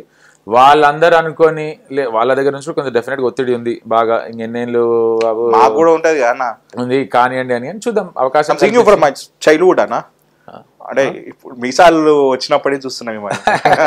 ఇప్పుడు నాకు తెల్ల బియర్డ్ వచ్చింది, మీకు బియర్డ్ ఎందుకు రాలేదన్న? So you 40, just turn 40. మరి మీకెందుకు రాలేదన్న? ఏమో ఆల్రెడీ రాజకీయాలు ఉన్నదానికి వాళ్ళు తెల్ల వెంట్రుకలు వచ్చినాయి, 4 రోజులు లాగా వస్తుంది మెల్లగా రాని, అది ఎందుకు దానికి కూడా ఉరుకులాట. అంటే ఇంకొకటి, ఇట్స్ పర్సనల్ క్వశ్చన్ అడగొద్దు అనుకున్నా కానీ బట్ పబ్లిక్ తెలియాలి. అన్న నీ పర్సనల్ లైఫ్ కూడా, మీ మ్యారేజ్ లైఫ్ కూడా దూరం పెట్టేసి పబ్లిక్ సర్వీస్ మీదనే ఎక్కువ ఫోకస్ చేస్తారు. ముఖ్యంగా 40 సంవత్సరాలు వచ్చినా కూడా పెళ్లి చేసుకోకుండా కేవలం ఆ రత్నగిరి అనే ఒక ఫౌండేషన్, అంటే నానమ్మ తాతయ్య పేరు మీద రత్నగిరి ఫోకస్, రత్నగిరి అనే గ్రేట్ సర్వీస్ మీరు చేస్తున్నారు. ఏందనేది మరీ టూ మచ్ అనిపిస్తలే అంటే పెళ్లి అందుకు దూరం అదే కాదు. సరే ఏమో రోహిత్, నాకు ప్రాబబ్లీ నాకు కూడా దానికి ఆన్సర్ ఇంట్లో వాళ్ళు అంతే, ఇంట్లో వాళ్ళు కూడా ఏం అనలేదన్న. ఎందుకన్నారు రోహిత్ అంటున్నది అదే అలుపేరు గారి పోరాటం మరి ఈ సంవత్సరం నా చేతుల్లో లేదు రోహిత్. నేను ఈ రోజు దాన్ని నేను ట్రై చేసిన దానికి ఆన్సర్ ఎతకడానికి, కానీ నాకు కూడా ఎప్పుడు ఆన్సర్ దొరకలేదు. అంతే అన్న, మీరు ఒక వర్గానికి ఇన్స్పిరేషన్ అన్న. మీరు నన్ను ఇన్స్పైర్ ఆ విషయంలో కావద్దు, వేరే నా పనిలో ఇన్స్పైర్ కమ్మని అన్న. Not in my personal. ఈ జనరేషన్ లో కూడా డైలీ 30 నిమిషాలు ప్రేయర్ చేసిన తర్వాత యోగా చేస్తా, యోగా మెడిటేషన్ చేసినాకనే బయటకు వస్తారంట. ఈ జనరేషన్ కూడా ఇప్పటి వరకు కూడా ఇలాంటి వ్యక్తులు, అంటే పూజ 10-5 నిమిషాలు నేను కూడా మొక్కుతా, ఇప్పుడు ఇంట్రెస్ట్ స్టార్ట్ చేసిన మొక్కు. కానీ భక్తి అంటే ఎందుకంత పిచ్చి అన్న మీకు? స్పిరిచువాలిటీ అంటే కొంత స్ట్రెంత్ ఇస్తుంది రోహిత్. నా పర్సనల్ ఫీలింగ్ ఎప్పుడు అట్లా లేకుండే, ఒక period of time turn out అయినా. ఇంతమంది నాకు ఎప్పుడు చిన్నప్పుడు ఎంత పెరిగిన ఎప్పుడు లేకుండే. మోర్ ఆన్ స్పిరిచువల్ లైఫ్ అన్న, ఒక ట్రెండ్ ఇన్నర్ ఇంజనీరింగ్ అని ఒక కోర్స్ చేసిన, దాని తర్వాత బాగా అనిపించింది. అండ్ ఇంకోటి ఏమనిపించింది అంటే ఇట్స్ ఆల్వేస్ అడ్వాంటేజ్, నీకు అది బలమే ఇస్తుంది తప్ప నీకు ఏ రోజు బలహీనత కాదు. సో బయట ఎనీథింగ్ నువ్వు హవెవర్ యూ, నీకు as long as it's working for you, నీకు మంచిగా అనిపిస్తుంది ఏ పని చేసినా కానీ చేసుకుంటూ పోవడం. ఎవరైనా కానీ దానికి ఏం నువ్వు ఇట్లా చేయాలి అట్లా చేయాలని నేను ఏ రోజు ఎవరికి చెప్పాను. నేను ఎవరైనా నన్ను ఇట్లా చేయాలి అట్లా చేయాలంటే నేను ఏ రోజు వినేటోడిని కూడా కాదు. బయట నువ్వు అన్నట్టు రాజకీయం మనం ఇంత న్యూసెన్స్ పొద్దున్న లేస్తే ఇంత మంచి విషయాలు చాలా ఉన్నాయి, కొంత స్క్రాప్ న్యూసెన్స్తో కూడా నువ్వు రాజకీయంగా హ్యాండిల్ చేయాల్సి వస్తుంది. సో నువ్వు రాజకీయంగా నువ్వు లాంగ్ టర్మ్ ఉండాలి అని అనుకున్నప్పుడు నీకు విపరీతమైన ఓపిక, పేషెన్స్ అనేది చాలా ఇంపార్టెంట్ థింగ్. సో నీకు స్పిరిచువాలిటీ అనేది కొంత హెల్ప్ అయ్యింది, డెఫినెట్గా హెల్ప్ అయ్యింది. నాకు కూడా ఈ మధ్య ఎక్కువ ఓవర్ థింకింగ్ అవుతున్నా, ఓవర్ ఎక్సైట్మెంట్ అవుతున్నా, ప్రెజర్ ఎక్కువ తీసుకుంటున్నా. నాకు మెడిటేషన్ డెఫినెట్లీ హెల్ప్ అవుతుంది, నీకు పీస్ఫుల్ ఉంటావు, నువ్వు ఎవరు హెల్ప్ చేయాలన్న మీరు డెఫినెట్గా చేస్తారు. అండ్ ఇంకొకటి హెల్ప్ అంటే గుర్తుకొచ్చింది, ఒక క్రీడాకారిణి అన్న, చాలా పూర్ ఫ్యామిలీ. మళ్ళీ ఇప్పుడు ఫోన్ చేసి ఏదో మీ వ్యూస్ కోసం వాళ్ళని కాదు, కానీ నేను ఇంటర్వ్యూ అయిపోయినాక ఒక క్రీడాకారిణి అన్న, చాలా పూర్ ఫ్యామిలీ నుంచి వచ్చింది. She selected to under-19 sports అన్న ఆ ప్రభుత్వం నుంచి కాకుండా ప్రభుత్వం మీద పెద్దలతో మాట్లాడవన్నీ నాకు వద్దన్న, మీరు హెల్ప్ చేయాలన్న. మా ఫౌండేషన్ తరఫున వాట్ ఎవర్ ఎలిజిబిలిటీ ఉంది, క్వాలిఫికేషన్ ఉంది అంటే డెఫినెట్గా నేను చేస్తాను. మళ్ళీ పాలిటిక్స్ గురించి మాట్లాడితే తెలంగాణ క్లియర్ వినండి, నేను నిజం అంటే చాలా నిజాలే మాట్లాడినా, ఇది చాలా డెప్త్ క్వశ్చన్. తెలంగాణ ఇండియాలోనే భారతదేశంలోనే తెలంగాణ రాష్ట్రం అనేది చాలా స్పెషల్. ముఖ్యంగా తెలంగాణ రాష్ట్రంలో ఉన్న కాంగ్రెస్ పార్టీ అధికారంలో ఉన్నప్పుడు ఉన్నది కాబట్టి ఈ తెలంగాణలో కాంగ్రెస్ రూలింగ్లో యంగెస్ట్ ఎమ్మెల్యే ఉన్నాడు, యంగెస్ట్ ఎమ్మెల్సీ ఉన్నారు, యంగెస్ట్ ఎమ్మెల్యేస్ ఉన్నారు, ఎంపీస్ ఉన్నారు, కార్పొరేషన్ చైర్మన్స్ ఉన్నారు. సో కాల్డ్ యువత ఎక్కువ ఉందన్న. ఈసారి 25 మెంబర్స్ కొత్త వాళ్ళు అయినారు, చాలా యంగ్స్టర్స్ అమ్మాయిలు చాలా మంది తప్పడపరప అయిపోయినారు. వాళ్ళకి అందరూ అదృష్టం మనకు కలిసి వచ్చేసింది. కానీ ఇంతమంది యువత ఉన్నప్పుడు తెలంగాణ రాష్ట్రానికి ముఖ్యమంత్రి అయిన రేవంత్ రెడ్డి గారిని విమర్శించినప్పుడు, అంటే పాలసీస్ మీద విమర్శించినా ఓకే, కానీ పర్సనల్ మీద విమర్శిస్తున్నారు, హైడ్రా మీద విమర్శిస్తున్నారు, వాళ్ళ భార్యని విమర్శిస్తున్నారు. ఇంతకుముందు మీరు అన్నారు కదా, వాళ్ళ కూతుర్ని, రేవంత్ అన్న కూతుర్ని, రేవంత్ రెడ్డి గారి కూతుర్ని, భార్యని, ఫ్యామిలీని లా అనే మాటతోటి ఇటు ప్రతి ఒక్కరు, ఇటు కార్యకర్తలు కానీ మిగతా అంటే టీఆర్ఎస్ పార్టీకి సంబంధించిన బీజేపీ వాళ్ళు కానీ పర్సనల్ లైఫ్ మీద వెళ్ళి చాలా ఎలిగేషన్స్ వచ్చి మాట్లాడినప్పుడు, పదవుల కోసం పాకులాడే ఈ యువత, మంత్రి పదవి కోసం కార్పొరేషన్ మాట్లాడిన ఈ యువత కానీ మిగతా వాళ్ళు కానీ ఎందుకు రేవంత్ రెడ్డి గారు రాష్ట్రానికి ఇప్పుడు రాష్ట్ర ముఖ్యమంత్రి అయి ఉండొచ్చు, కానీ మీ పార్టీకి బాస్ కదా, మరి ఎందుకు రియాక్ట్ అవ్వట్లేదు, ఎందుకు తిప్పికొట్టట్లేదు? Why only Chamala Kiran Kumar Reddy as being an MP తను మాట్లాడుతూ తన జస్టిఫై తన పార్లమెంట్లో తను మాట్లాడుతూ why only Chamala Kiran Reddy is reacting only? ఒక రేవంత్ రెడ్డి గారు పేరు మర్చిపోయినప్పుడు, వాంటెడ్లీ మర్చిపోయినప్పుడు కుళ్ళు జోకులు అంటే ఇంతవరకు నేను చాలా మంది ముఖ్యమంత్రులు చూసాను. సో కాల్డ్ నేను బాబు గారు చూసిన, చంద్రబాబు నాయుడు గారిని చూసిన, తర్వాత రాజశేఖర రెడ్డి గారిని చూసిన, తర్వాత కేసీఆర్ గారిని చూసిన, పక్క జగన్మోహన్ రెడ్డి గారు చూసిన, మళ్ళీ బాబు గారు చూసిన, రానున్న రోజులు ఇంకా తాను చూస్తానేమో. కానీ ఇంతమంది ఉన్నప్పుడు కానీ రేవంత్ రెడ్డి గారు మీద ఉన్నంత అసహనం, మాటలు, కుళ్ళు జోకులు, గలీజ్గా తిట్టడము, ఇంట్లో తిట్టడము ఇంతవరకు నేను ఎప్పుడు చూడలేదన్న. ఖాళీ ఈ 2 years of 1.5 years రూలింగ్లోనే జరుగుతుంది. ఎందుకు రియాక్ట్ అవుతలే సో కాల్డ్ ఉన్న youngsters? Long question, short answer. ఒకటి రోహిత్, ఇంట్లో దగ్గరికి కానీ ఇంట్లోని ఆడవాళ్ళ వాళ్ళ గురించి ఏ చిన్న నోరు జారినా మూతి మీద దాన్ని లోపలేయాలి. డైరెక్ట్ కేసు పెట్టి నన్ను అడిగితే అసలు రిమాండ్ నీకు ఏ స్కేల్ ఉండాలంటే వాడు 3 నెలల వరకు బయటికి రావద్దు. ఎందుకంటే ఒక ఎగ్జాంపుల్ సెట్ చేయకపోతే, చాతనైతే సబ్జెక్ట్ మీద మాట్లాడి ఏం చేసిండు ఏం చేయలేదని దాన్ని మాట్లాడు, కానీ చాత కాకుండా ఇంట్లో మీద మాట్లాడడం అనేది నేను దాన్ని కంప్లీట్లీ అసలు వాళ్ళకి పనిష్మెంట్ మామూలుగా ఉండద్దు రోహిత్. సరే, కమింగ్ టు యువర్ పాయింట్, మాట్లాడతలేరా అంటే నాకు తెలిసినంత వరకు డెఫినెట్గా అంటే ఇప్పుడు వాళ్ళ స్థాయికి దిగజారి మాట్లాడలేరు కదా. వాళ్ళు వచ్చి ఇంట్లో మాట్లాడకపోయినా కూడా, ఉదాహరణకి మొన్న తీన్మార్ మల్లన్న మీ పార్టీకి సంబంధించిన ఎమ్మెల్సీ నిన్న 2 days బ్యాక్ ప్రెస్ మీట్ పెడుతూ వంశీంద్ర రెడ్డి గారు ఓడిపోవడానికి కారణం ప్రత్యేకంగా పరోక్షంగా ముఖ్యమంత్రి గారు, ఆయన జిల్లా మంచి, ఆయన ఇలాకా మంచిని ఆయన ఓడగొట్టినప్పుడు అదే జిల్లాకు సంబంధించిన ఎంతమంది యువత లేరు? అనిరుద్ధ్ రెడ్డి గారు లేరా? మిగతా వాళ్ళు లేరా? మీరు లేరా? మీరు ఎందుకు మాట్లాడలేదు? మీరు ఎందుకు తిప్పికొట్టలేదు? వంశీచంద్ర రెడ్డి గారు ఎందుకు తిప్పికొట్టలేదు? ఒక్క సెకండ్ అదే చెప్తా రోహిత్. వంశీచంద్ర రెడ్డి గారిని ముఖ్యమంత్రి గారు ఓడగొట్టిండ్రు అనే దాన్ని నేను అసలు 1% కూడా నమ్మ. ఎందుకు అనంటే, ఏ పార్లమెంట్ సెగ్మెంట్ మేము కూడా పిలిస్తే మా దగ్గరకు ఒకసారి వచ్చిండ్రు నార్కర్నూలు. ఏ పార్లమెంట్ సెగ్మెంట్కి తిరిగినట్టు 20-25 సార్లు వెళ్ళి పబ్లిక్ మీటింగ్ పెట్టిండ్రు. ప్లస్ వంశీచంద్ర రెడ్డి గారు ఓడిపోయిన మార్జిన్ ఎంత రోహిత్? 5,000 అనేది పార్లమెంట్ లో నీకు 14 లక్షల ఓట్లు ఉండే దాంట్లో నీకు 5,000 దాంట్లో అనేది నథింగ్. జస్ట్ నీకు 1.01 దాన్ని యాంటిసిపేట్ చేయడం ఎవరి వల్ల కూడా కాదు. వన్ ఆఫ్ ద రీజన్ ఎందుకు ఓడిపోయినరు వంశీచంద్ర రెడ్డి గారు అని అంటే కూడా, నీకు మహబూబ్ నగర్ ఇంతకుముందు బీజేపీ ఎమ్మెల్యే ఉండే, మహబూబ్ నగర్ బీజేపీ చాలా స్ట్రాంగ్, నారాయణపేట్ బీజేపీ చాలా స్ట్రాంగ్, మక్తల్ బీజేపీ చాలా స్ట్రాంగ్, జడ్చర్ల బీజేపీ ఇంపాక్ట్ బాగుంటది. సో ఇట్లా ఓవరాల్ గా కూడా strong leader, very strong leader. నీకు అంతమంది మంత్రి కూడా చేసిండ్రు కాబట్టి, మల్టిపుల్ టైమ్ ఎమ్మెల్యే కాబట్టి, ఆవిడ మీద వంశీచంద్ర రెడ్డి గారిది కలవకుర్తి అంటే నార్కర్నూలు పార్లమెంట్ సెగ్మెంట్ నుంచి మహబూబ్నగర్ పార్లమెంట్ సెగ్మెంట్ లోకి వెళ్ళడం, మల్టిపుల్ ఆస్పెక్ట్స్ అక్కడ బీజేపీ స్ట్రాంగ్ ఉండడం, దానివల్ల ముఖ్యమంత్రి గారు కొంత ఎంత ప్రయత్నం చేసినా ఒక బార్డర్ అనుకున్నాం కానీ గెలుస్తారు, బయటపడతారని యూత్ లో కొంత మోదీ ఫ్యాక్టర్ అదో ఇదో దాని కారణం వల్ల బార్డర్లో బయటపడ్డాడు. దానికి అంత కష్టపడి ఆయన 20-25 సార్లు ఏ కాన్స్టిట్యున్సీకి పోనంత సార్లు ఆ మహబూబ్నగర్ కాన్స్టిట్యున్సీకి వచ్చి మీటింగ్లు పెట్టి గెలిపించడానికి ట్రై చేస్తే ఆయనను బద్నాం చేయడం అనేది బండబూత్ రోహిత్, బ్యాడ్ న్యూస్. మరి ఎందుకు మాట్లాడలేదన్న మరి మీ జిల్లాకు సంబంధించిన వ్యక్తులు?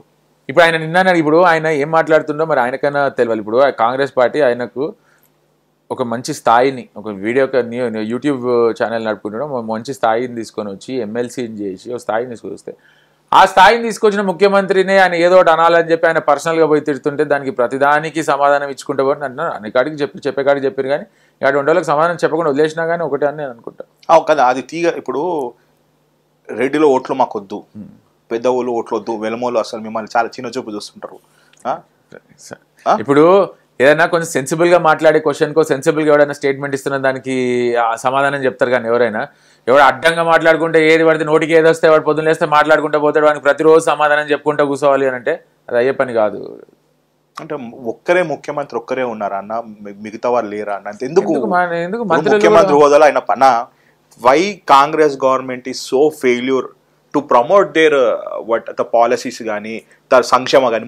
ముఖ్యంగా 10 సంవత్సరంలో నేను రేషన్ కార్డు చూడలేదన్న. ఫస్ట్ టైం కాంగ్రెస్ పార్టీ ఇచ్చింది, కష్టకాలంలో ఇచ్చింది, మొన్న ఇచ్చింది, గ్రౌండ్ లెవెల్ హ్యాపీ ఉన్నారు, ఏదో ఒక విధంగా చేసుకుంటూ పోతుంది. సో వీఆర్ ఇన్ లోటు బడ్జెట్లు ఉన్నా చేసుకుంటూ పోతుంది. కానీ కాంగ్రెస్ పార్టీ ఎందుకు ప్రమోషన్ అంటే ప్రమోట్ చేయడం అంటే ఏం లేదు, మేము ఇది చేస్తున్నాము అని గుడ్ కన్నా ఎక్కువ బ్యాడ్ ఎందుకు పోతుంది? హైడ్రా అంటే హైడ్రా మీద యూట్యూబ్ ఛానల్స్ పెట్టి మరి రేవంత్ రెడ్డి గారిని తిడుతుంటే వ్యూస్ వస్తాయని చెప్పేసి రేవంత్ రెడ్డి గారి మీదనే కొన్ని యూట్యూబ్ ఛానల్స్ పుట్టింది. రేవంత్ రెడ్డి గారు తిడితే వ్యూస్, రేవంత్ రెడ్డి గారు హైడ్రా మీదనే రేవంత్ రెడ్డి గారిని డిఫేమ్ చేయడానికి కొన్ని యూట్యూబ్ ఛానల్స్ పుడితే దానికి వ్యూస్ కోసం అని చాలా మంది అన్ని గలీజ తిడుతుంటే వస్తున్నాయి. కానీ మీరెందుకు దాన్ని తిప్పికొట్టే ప్రయత్నం చేస్తారు? Hydraa is a good concept. ఒకటి రోహిత్, ఇప్పుడు ఒకటి 100% నేను చెప్పేది విను రోహిత్. ఇప్పుడు పనులు ఎక్కడ తిరుగుతా ఉన్నారు వాళ్ళు, ఓకే, మళ్ళా అధికారంలోకి రామని వాళ్ళకి కూడా తెలుసు. ఏది టీఆర్ఎస్కి ఉన్న పని మొత్తం ఏంది? ఇవాళ రేపు ఇంత ముందులా న్యూస్ ఛానల్ న్యూస్ పేపర్ లేవు కదా, పని లేవు. అడ్డగోలు సంపాదించిన లక్షల కోట్లు ఉన్నాయి, లక్ష కోట్ల పైన ఉన్నాయి. పైసలు ఖర్చు పెట్టాలా, యూట్యూబ్ ఛానల్ కొనాలా, ఈ సోషల్ మీడియాలో పొద్దున్న లేస్తే నెగిటివ్ ప్రాపగండా చేసుకుంటుండాలా. దానికి సమాధానం ఇవ్వడం కాదు కదా ముఖ్యమంత్రి గారి పని. ముఖ్యమంత్రి గారు ఏ నమ్మకంతో ప్రజలు ఎన్నుకున్నారు? ఎవరైనా చేసిండ్రా వర్గీకరణ? ఇప్పుడు ఇన్నేళ్ళు ఏం చేసిండ్రు వాళ్ళు? 15 బీసీలకు ఏ రోజైనా ఇవాళ కాంగ్రెస్ పార్టీలో ఉండే ప్రాధాన్యత ఉందా? ఇలా పొద్దున నిన్న క్యాబినెట్కి పెట్టి 42% రిజర్వేషన్ కన్ఫర్మ్ చేసిండ్రు విద్యా, ఉద్యోగ, రాజకీయ రంగాల్లో. ఎవరు చేసిండ్రు ఇవన్నీ? వాళ్ళు 7 లక్షల కోట్లు అప్పు చేసి పెట్టిపోతే అడ్డంగా ఒక్క రూపాయి తీసుకోలేకుండా, అంటే వాళ్ళు కొత్త స్కీములు ఎత్తుక్కున్నారు. ఏది? FRBM నామ్స్ మించకుండా ఉండాలి అని అంటే కార్పొరేషన్లు తయారు చేసి, కార్పొరేషన్ కాళేశ్వరం పైన కూడా నీకు అన్ని వేల కోట్లు అప్పు తీసుకున్నారు. కానీ నువ్వు ఒక అప్పు తీసుకున్నప్పుడు ఇచ్చేటోడు కూడా ఎట్లా కడతాం అనేది అయితే చూస్తారు కదా. కాళేశ్వరం ప్రాజెక్ట్ పైన అప్పు తీసుకున్నప్పుడు ఎవరు కట్టాలి? రైతులు కడతారా? కట్టరు కదా, ప్రభుత్వమే కదా కట్టాల్సింది. ఆ స్కేల్లో నీకు అప్పులు తీసుకున్నప్పుడు దాన్ని 1 by 1 సాల్వ్ చేసుకుంటా. ఇలా దాకా రేషన్ కార్డులు ఇవ్వలేదు, ఎప్పుడు రేషన్ కార్డులు ఇచ్చినాము. మహిళలకు ఏ రోజు లేదు ఇండివిజువాలిటీ, ఫ్రీ బస్సులతో సహా బస్ పాస్లు ఇచ్చినాము. ఇప్పుడు ఆర్థిక పరిస్థితిని బట్టి ఎక్కడెక్కడ పాసిబిలిటీ ఉందో అవన్నీ చేసుకుంటూ పోతున్నాం. అదొకటనే కాకుండా అణగారిన వర్గాలకు, వెనకబడిన వర్గాలకు ఈ రోజు వరకు ప్రాధాన్యత లేకుండే. కాంగ్రెస్ పార్టీ వచ్చినాక డెఫినెట్ ప్రాధాన్యత ఏ రకంగా పెరిగిందో అందరికి తెలుసు. దేశానికే, not just in the state. ఇవాళ రాహుల్ గాంధీ గారు పార్లమెంట్లో చెప్పినారు, కాంగ్రెస్ పార్టీ ఏ రకంగా అయితే మనకు రిజర్వేషన్ క్యాప్ ఉండే 50% వరకు అని చెప్పి, 80% దాన్ని అది సరిపోదు అని చెప్పి ఇలా కాంగ్రెస్ పార్టీ ఇప్పుడు 42% చేయడం వల్ల జనరల్ పర్సెంటేజ్ క్యాప్ నీకు 67%, 68% దాకా పోతుంది. ఈ మోడల్ని దాన్ని country wide, nation wide implement చేయాలంటే నీకు కాన్స్టిట్యూషనల్ చేంజెస్ చేయాలా, పార్లమెంట్లో బిల్లు పెట్టాలా. రాహుల్ గాంధీ గారు పార్లమెంట్లో కొట్లాడుతున్నారు ఈ వెనుకబడిన వర్గాల గురించి. ఈ తెలంగాణ మోడల్ని దేశం మొత్తం కూడా ఇంప్లిమెంట్ చేయాలని చెప్పి కొట్లాడుతున్నారు. కానీ ఆడున్న బీజేపీ ఏ రకంగా సపోర్ట్ చేసింది? ఏం సపోర్ట్? 1 రూపాయి ఇస్తలేరు వాళ్ళు, మనం అడిగిన పనులు చేస్తారా? కానీ మరి ఎందుకు అంటే నేను అదే చెప్తున్నాను, ఎందుకు పాలసీస్ కానీ గుడ్ థింగ్ కానీ ఎవరు ఎందుకు మీరు బాధ్యత మోసుకొని ఎందుకు పబ్లిక్ లో పోతలేరు? Social media so poor. మొన్న అవులాయిరు చూసిర్రా, ప్రజాపాలన కావాలా, ఫామ్ హౌస్ పాలన కావాలని చెప్పిన 24 గంటల్లోనే దాన్ని కూడా మీరు తిప్పికొట్టే ప్రయత్నం లేదు. 2 రోజులు న్యూస్ అయింది. ఇదే ఇది హైలైట్ జోక్ చెప్తాను, హైలైట్ జోక్ చెప్తానండి. ఆ రోజు దానికి ముందు రోజే ఒకటే రోజులో 4 గొప్ప సంక్షేమ పథకాలు రేవంత్ రెడ్డి గారు తెర మీదకి తీసుకొస్తాడు. దాంట్లో ఇందిరమ్మ ఇల్లు, ఇందిరమ్మ భరోసా కింద ఇందిరమ్మ ఇల్లు, రేషన్ కార్డులు ఉన్నాయి, నీకు రైతు భరోసా అవన్నీ ఉన్నాయి. దాని నెక్స్ట్ డే వీళ్ళు ప్రజాపాలన కావాలా, ఫామ్ హౌస్ పాలన కావాలంటే, ఇది అందరు ఫామ్ హౌస్ పాలన అన్నప్పుడు 3 రోజులు పెద్ద ఛానల్స్ అన్ని బ్రేకింగ్ న్యూస్లు దాన్ని డిస్కషన్ అయితే, అది ప్రమోట్ అయితే అసలైన సంక్షేమ పథకాలు పబ్లిక్ రీచ్ అవుతాయి. ఇప్పుడు ఏమైపోయింది రోహిత్, ఇప్పుడు మీరు ఒప్పుకోండి, we're very poor in promoting. నేనేమంటా తెలుసా, we're very good in understanding people's problems and performing towards it అని నేనంట.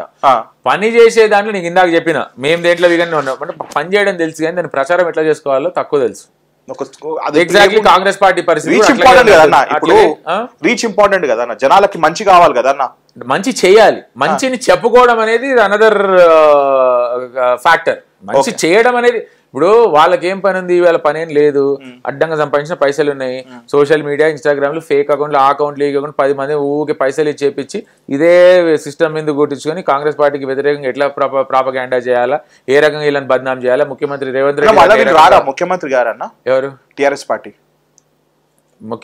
ముఖ్యమంత్రి పక్కన పెట్టి వాళ్ళు 10 సీట్లు నెక్స్ట్ టైం గెలిస్తే గొప్ప. కేటీఆర్ ముఖ్యమంత్రి గారన్నా అయ్యే దాఖలాలు నాకు ఎక్కడ. మీ నాన్నగారు ఎందుకన్నా కేటీఆర్ ముఖ్యమంత్రి అన్నారు? మరి ఇప్పుడు కేటీఆర్ గారు కూడా కంప్లీట్ చేయను question. I understand your pain అన్న. ఇప్పుడు చాలా పీస్ఫుల్ చెప్పు. మళ్ళా ఇది నేను ప్రోమో కట్టింగ్ లో కూడా వద్దు రోహిత్, హ్యాపీగా పెట్టుకోరు, నేను ఏది ప్రోమోలో హైలైట్ చేసుకుంటేది. అయితే వినండి నీ ఇష్టం బాబు, కొంచెం జూమ్ చేసుకో. 500 కోట్ల రూపాయలు ఈనాటి ప్రభుత్వం ముఖ్యమంత్రి కేటీఆర్ గారు, ముఖ్యమంత్రి రేవంత్ రెడ్డి గారు అట్లా. ఇప్పుడు అది ఎంతసేపు మాట్లాడారో తెలుసా నీకు? ఆ ఇంటర్వ్యూ ఎంతసేపు? కాదు కాదు, అదేం ఫ్యాబ్రికేటెడ్ అని అన్నాను, కానీ ఆ మొత్తం ప్రెస్ మీట్ ఎంతసేపు తెలుసా? 1.5 1 hour 2 hours 15 minutes మా ప్రెస్ మీట్. దాంట్లో ప్రతి అంశం పైన 1కి 10 సార్లు ముఖ్యమంత్రి రేవంత్ రెడ్డి గారి పేరు చెప్పుకుంటూ ప్రతి సబ్జెక్ట్ వైజ్ చెప్పుకుంటూ పోయింది. ప్రతి పాలసీ వైజ్ నువ్వు ఇందాక అడిగినావు చూసినావా, ఏ పాలసీలు ఏవైతే మనం గ్యారంటీలు ఇచ్చున్నామో ఆ ప్రతి గ్యారంటీలు, వాటి స్టేటస్లు, ఇంతకుముందు గత ప్రభుత్వం చేసిన అవినీతి అన్నిటిపైన కులంకుశంగా 1 by 1 చెప్పుకుంటూ పోయింది. కొన్నిసార్లు మాట్లాడుతున్నప్పుడు నీకు కొన్నిసార్లు ఏదో సబ్జెక్ట్ మీద ఎక్కువ ఇన్వాల్వ్ అయ్యి ఫోకస్ అయి ఉన్నప్పుడు పేర్లు అనేది ఎంతమంది చేయలేదంటో ఈ పొరపాట్లు, ఎంతమంది చేయలేదు, 100,000 మంది పొరపాటు చేశారు. ఇప్పుడు చేసిన మంచి సబ్జెక్టు అదంతా పక్కన పోయింది. ఆ ముక్క ఉంది చూడు, ఆ చిన్న ముక్క, నోటి తడబాటు. అది నోటి తడబాటు ఎవరికి రాదా? ఎంతమంది పెద్ద పెద్ద నాయకులు, కేసీఆర్కి ఏ రోజు నోటి తడబాటు కాలేదా? కేటీఆర్ ఏ రోజు నోరు తడబడుచుకోలేదా? హరీష్ రావు అంటే నోరు తడబడుచుకున్న అంత వాక్చాతుర్యం ఉండదు వాళ్ళకి అనుకునే వాళ్ళు కూడా నోరు అప్పుడప్పుడు తడబడుతుంది. దాన్ని తీసుకొని వచ్చి ఇదే అంటున్నా, అసలు సమస్యను, అసలు ఇంపార్టెంట్ పబ్లిక్ సంబంధించిన ఆస్పెక్ట్లను పక్కన పెట్టి ఈ చిన్న అరాకొర అదే దొరికితే తీసుకొని దాన్ని ఏదో జరిగిపోయిందని చెప్పి పొద్దున్న లేస్తే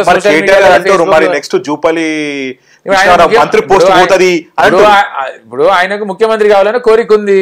ఆయన అరే పుసుక్కుని అనేసిండ్రు కదా, దీన్ని నేను ఎందుకు దీన్ని అది మనసులో పెట్టుకొని ఆయన ప్రాపగండా ఆయన చేసుకుంటున్నట్టు ఇది కూడా అన్నారు. మరి ఆయన పొరపాటు అన్నాడు, మళ్ళీ ఆయన మరి మినిస్టర్ పోస్ట్ ఆయన రాజకీయం అయింది, ఆయన తెలియదు. ఇంకా ఆయన అంత చదువుకొని మరి ఏందో నాకు తెలియదు, కానీ ఆయన రాజకీయ పరిస్థితి అట్లుంది. అంటే అయ్యేటోడు ఉంటే డైరెక్ట్ గా కావడానికి ప్రయత్నం చేయాలి, దాన్ని చేసుకోవాలని. ఎవరో నోరు స్లిప్ అయితే నేను అయిపోయినా అన్నట్టు ఆయన ప్రచారం చేసుకుంటున్నారు చూసినావా? ఆయన ఇది కూడా అన్నారన్నా, మళ్ళీ ఆయనతో ముఖ్యమంత్రి కోపం వచ్చి మన ఈయన మినిస్ట్రీ పాపం పోగొట్టగలరు. మా ముఖ్యమంత్రి గారు అంత చిన్న ఆలోచనతో ఉన్నోళ్ళు కాదు. వాక్చాతుర్యంతో పాటు ఆయనకు సబ్జెక్ట్ పూర్తిగా ఉంది. ఏది అడిగినా కానీ దాని మీద 1 గంట సేపు మాట్లాడగలిగే కెపాసిటీ ఉంది. మంచి లీడరు, యూత్. ఆయన కేసీఆర్ గారిని తట్టుకోగలిగే శక్తి ఎవరికైనా ఉందంటే మా పార్టీలో మా ముఖ్యమంత్రి గారి నాయకత్వంలోనే అది మంచి జరుగుతుంది. సేఫ్ అంటారా? డెఫినెట్ గా మంత్రి సేఫ్ అంటున్నా. రాజకీయాల్లో ఇది వస్తుంది, అది వస్తుంది, ఇది పోతుంది, అది పోతుంది అని అనుకుని బాధపడే అంత చిన్న మనస్తత్వం ఉన్నోళ్ళమైతే కాదు. డెఫినెట్ గా మనకి ఏదైతే రాసిపెట్టి ఉందో డెఫినెట్ గా జరుగుతుంది. దాన్ని ఎవరేమి అయినా it's silly mistake, silly thing Rohit. దాన్ని అడగడం కూడా మంత్రి పదవి మాకేంది రోహిత్, బ్రహ్మాండంగా ఉంటాం, 5 ఏళ్ళు ఉంటాం, నువ్వు చూస్తావు. ఓకే, ఫుల్ టైం పాలిటిక్స్ మీద ఎప్పుడు ఇంకా మీరు I think this is workout చేస్తున్నారు. ఇప్పుడు ఫౌండేషన్ యాక్టివిటీస్ పైన ఎక్కువ ఫోకస్ చేస్తాం. నెక్స్ట్ 1-2 years ఫౌండేషన్ యాక్టివిటీ పైనే రీచ్ పెంచుకుందామని చూస్తున్నాం. Education is prime office.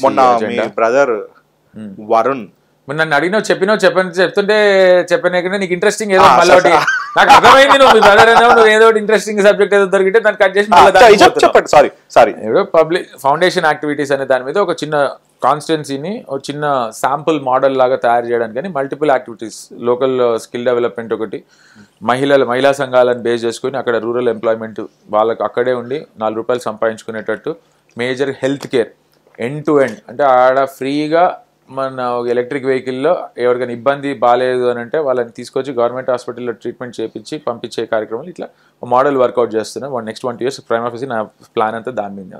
చెప్పు ఇప్పుడు ఇందాక నువ్వు ఏదో అడుగుతున్నావు. మీ తమ్ముడు గారు ఈ మధ్య అంటే కాంట్రవర్సీ లేని ఫ్యామిలీ అని అన్నగాని పుసుకుని నాకు గుర్తుకొచ్చింది. Few months back 3 months back, sir your plan your very clear, మీ తమ్ముడు గారు రోడ్ మీద కబ్జా చేసేసి రోడ్ని కబ్జా చేసేసి పట్ట భూముల మీద గుంజుకొని సతాయిస్తురంట కదా అన్న, పోలీసు వాళ్ళు గిలను పెట్టి ఇంత. ఇప్పుడు రియల్ ఎస్టేట్లో ఉన్నాడు ఆయన, నేను రియల్ ఎస్టేట్లో కన్స్ట్రక్షన్ యాక్టివిటీలో ఉన్నాం. అధికారంలో ఉన్నప్పుడు ఇదే నీకు ఇందాక అన్నా కదా, అనడానికి ఏముంది రోహిత్, ఏమైనా అనొచ్చు, గుడ్డ కాల్చి మీదేస్తా నువ్వు తుడుచుకుంటా పో అని అంటే ఇదే పనా మాకు? ఫ్యాక్ట్లోకి పోవాలి కదా.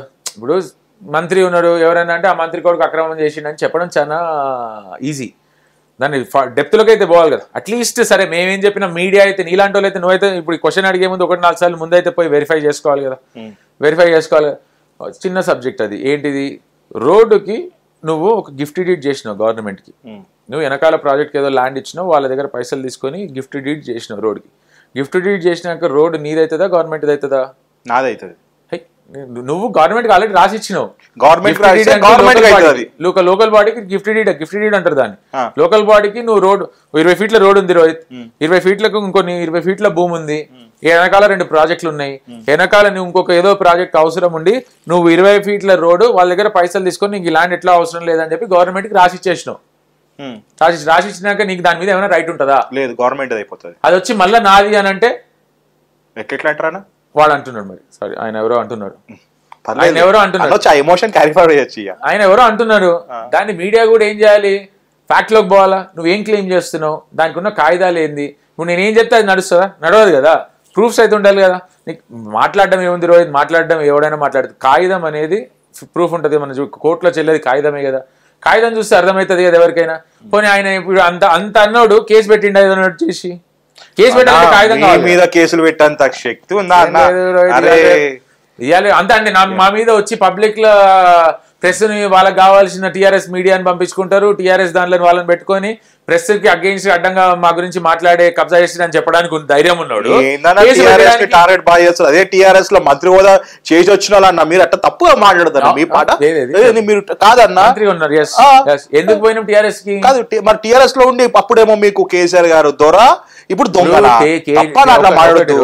టీఆర్ఎస్ కి ఎందుకు పోయినాం నేను ఇందాకే చెప్పిన. పదవి కోసం వేరు, ఎమ్మెల్యే కోసం. మంత్రి పదవికి రాజీనామా, ఉన్న పదవి వదులుకొని టీఆర్ఎస్ లకు పోయినామని నేనేం చెప్తుంది. అందుకే ఫ్యాక్ట్స్ కరెక్ట్ చేసుకోవాలి రోహిత్. ఎప్పుడైనా 2011లో ఉద్యమం పీక్ కి, తెలంగాణ ఉద్యమం పీక్ లోకి నడుస్తున్నప్పుడు ఉన్న 3 ఏళ్ల మంత్రి పదవిని వదిలేసుకొని బాగాలేదు. రాజశేఖర్ గారు చనిపోయినారు అన్న, లెట్స్ ప్యాక్. రాజశేఖర్ గారు చనిపోయారు, అప్పుడున్న పరిస్థితుల్లో ఎందుకు రాలేదు? వాళ్ళ గురించి ఇచ్చిపెట్టండి. టీఆర్ఎస్ పార్టీ స్ట్రాంగ్ అవుతుంది. పెద్ద లీడర్ చనిపోయినాడు. అసలు తెలంగాణ స్టేట్ రాకపోతే మా పరిస్థితి ఏంది నీకు తెలుసా? 2011లో కాంగ్రెస్ పార్టీ పోతారు.